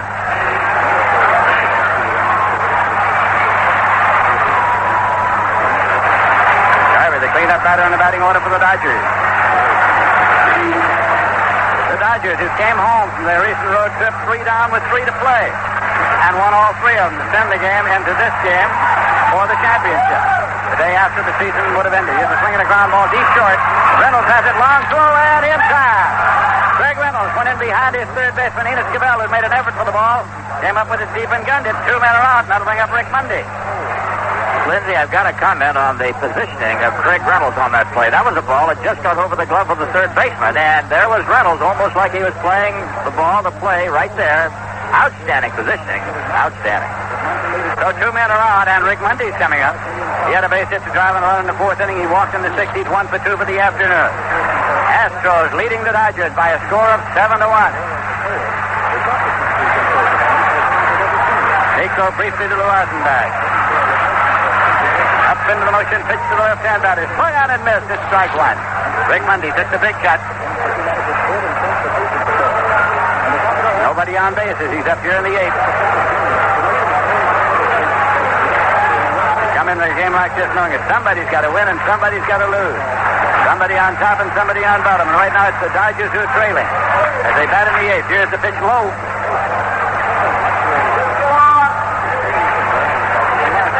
Niekro leisurely takes a look around. No time for him to be in any hurry whatsoever. His hands on his knees, takes the sign. It's to Monday, it's foul back. It's off the screen or back into the seat, so they're not a play.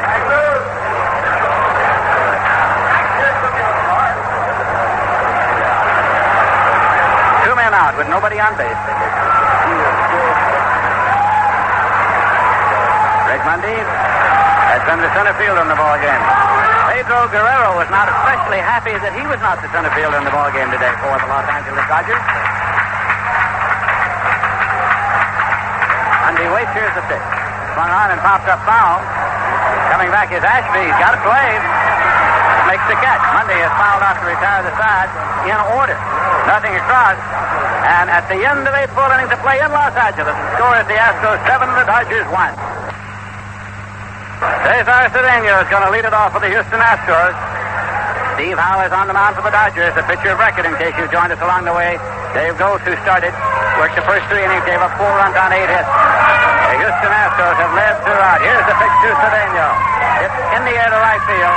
Johnstone is moving back, lining it up as he goes. He's got it. There's one away. Art Howe will be the batter. He's had a big bat in that lineup for Houston. He singled in the first inning. He had a 2-run homer in the third. That stretched the score at that time to 4-0. He singled to drive in 2 more big ones in the 4th inning, an inning in which the Houston Astros scored 3 runs. Art Howe is the batter now, moving into the plate. Dodger fans fill the ballpark here in Los Angeles, hopeful of seeing the Dodger blue flying high at the end of day's play. But at the moment, it's the Astros who are leading it by a score of 7-1. Steve Howe rocks into motion and delivers the pitch. Has a swing and a drive into the air and left. Dusty Baker is back there waiting, and Dusty Baker one-handed. 2 men are out. That will bring up Alan Ashby. We're on the top of the 9th inning. If you want to look ahead to the bottom of the 9th, the Dodgers will be scheduled to send up Joe Ferguson, Mickey Hatcher, and Derrel Thomas. Ashby has had 1 hit. He's had a walk. He's 1 for 3 on a walk in this afternoon's game. Richard is batting right now against left-hander Steve Howe. Here's a swing and a drive into left. Baker's there. He's got it. Line drive side retired in order. Nothing across. And in the middle of the 9th inning, the score is the Houston Astros 7, the Los Angeles Dodgers 1.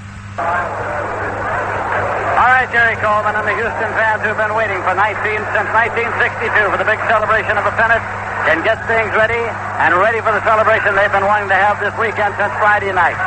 The Houston Astros came very close to winning that game on Friday night. If they had, they would have had the pennant and the championship in the Western Division without anything further, but they didn't.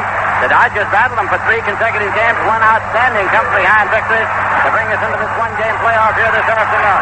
But now, the Houston Astros are 3 putouts away from victory in the Western Division in their first flag ever. Joe Ferguson is up. He is 1 for 3. Thomason has moved out on deck. Bottom half of the 9th inning. Many of the Dodger fans are on their feet around the ballpark. Niekro rocks into the motion, and here is the pitch to Ferguson, and it is ball 1. 1-0 to Joe Niekro, the knuckleballer. He's giving the chewing gum a pretty good workout as he goes into the motion again and delivers the pitch. That one comes inside. So now he's gone behind 2-0. Niekro's followed in the order. Or rather, Ferguson followed in the order by Mickey Hatcher. This will be a 2-0 delivery. Got it in there for a called strike. So it is 2 balls and 1 strike. The Astros ready to start their celebration. Ready to start packing them. Ready to start for the airport. Ready to start flying to Philadelphia for the championship series against the Philadelphia Phillies. Here is the pitch to Ferguson. Swung on and it's hit in the air, left side, in foul territory. And Cabell is over and he's got to play. In foul territory, the catch is made. I beg your pardon, it's Howe. It's Howe who had moved over there. Art Howe is playing third base. Took that foul pop, and Mickey Hatcher's coming up. Bergman is at first. So they had made that switch just before the start of the inning. So the putout goes to Howe. Bergman is playing first.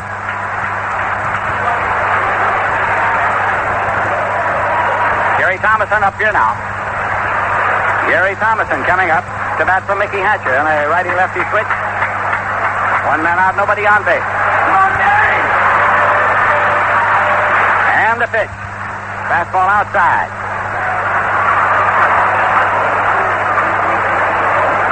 Thomason 11 for 44 in a pinching role this year. Joe Niekro trying for a root-going performance, delivers the pitch. And it's in there for a called strike. Butted right in. Niekro has struck out 6. He's walked 2. He has retired the side in order in the 7th and 8th innings.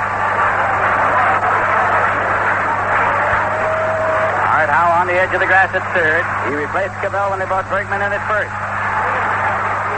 The Astros are leading by a score of 7-1. There's a swing and a ground ball to second. Taken by Landisco. He dropped, picked up late to Bergman in time. 2 men are out.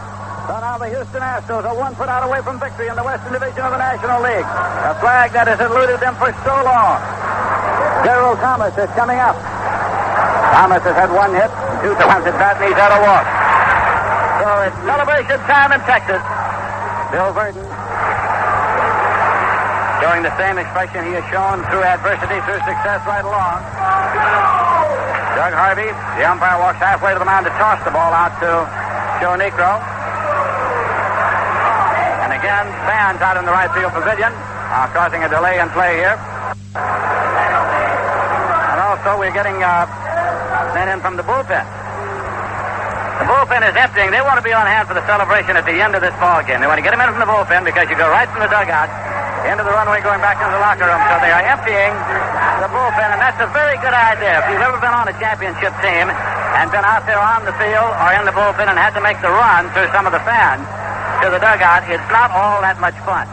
So the Houston Astros wisely called time and emptied their bullpen. They brought him into the dugout. 2 men out, nobody on base. Derrel Thomas up.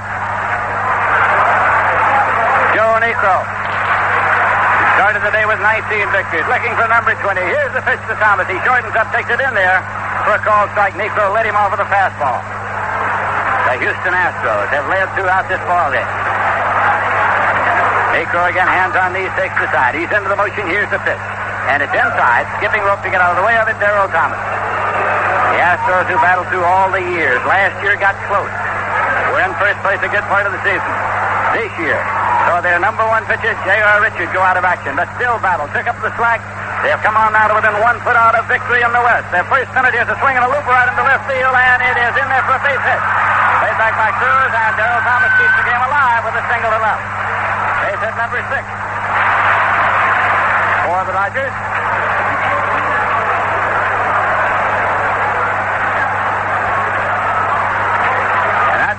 Brings up Percotti, who's number 9 in the batting order. Jack Percotti appeared in the ball game as a pinch hitter in the 7th inning and stayed in. Houston 7 and the Dodgers 1. Percotti with a wide stance at the plate, batting left against the right-hand pitcher, Joe Niekro.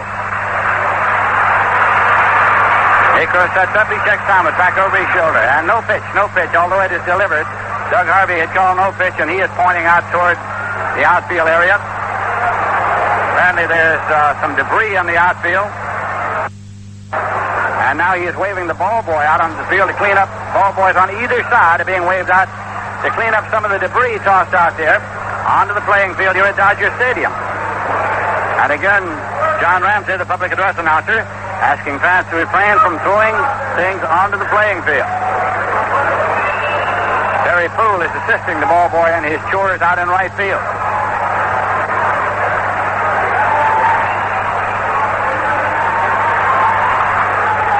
No pitch on the last delivery as Percotti steps back in. 2 men out, runner at first. Bottom half of the 9th inning. The Dodgers are batting and the Astros are leading by a score of 7-1. Joe Niekro sets up and checks back over his shoulder. Here's the pitch. Fastball, and it's outside. Percotti watched it.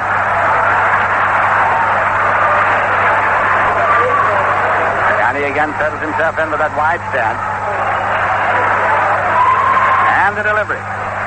He's in there for a called strike. Percotti trying to keep the game alive.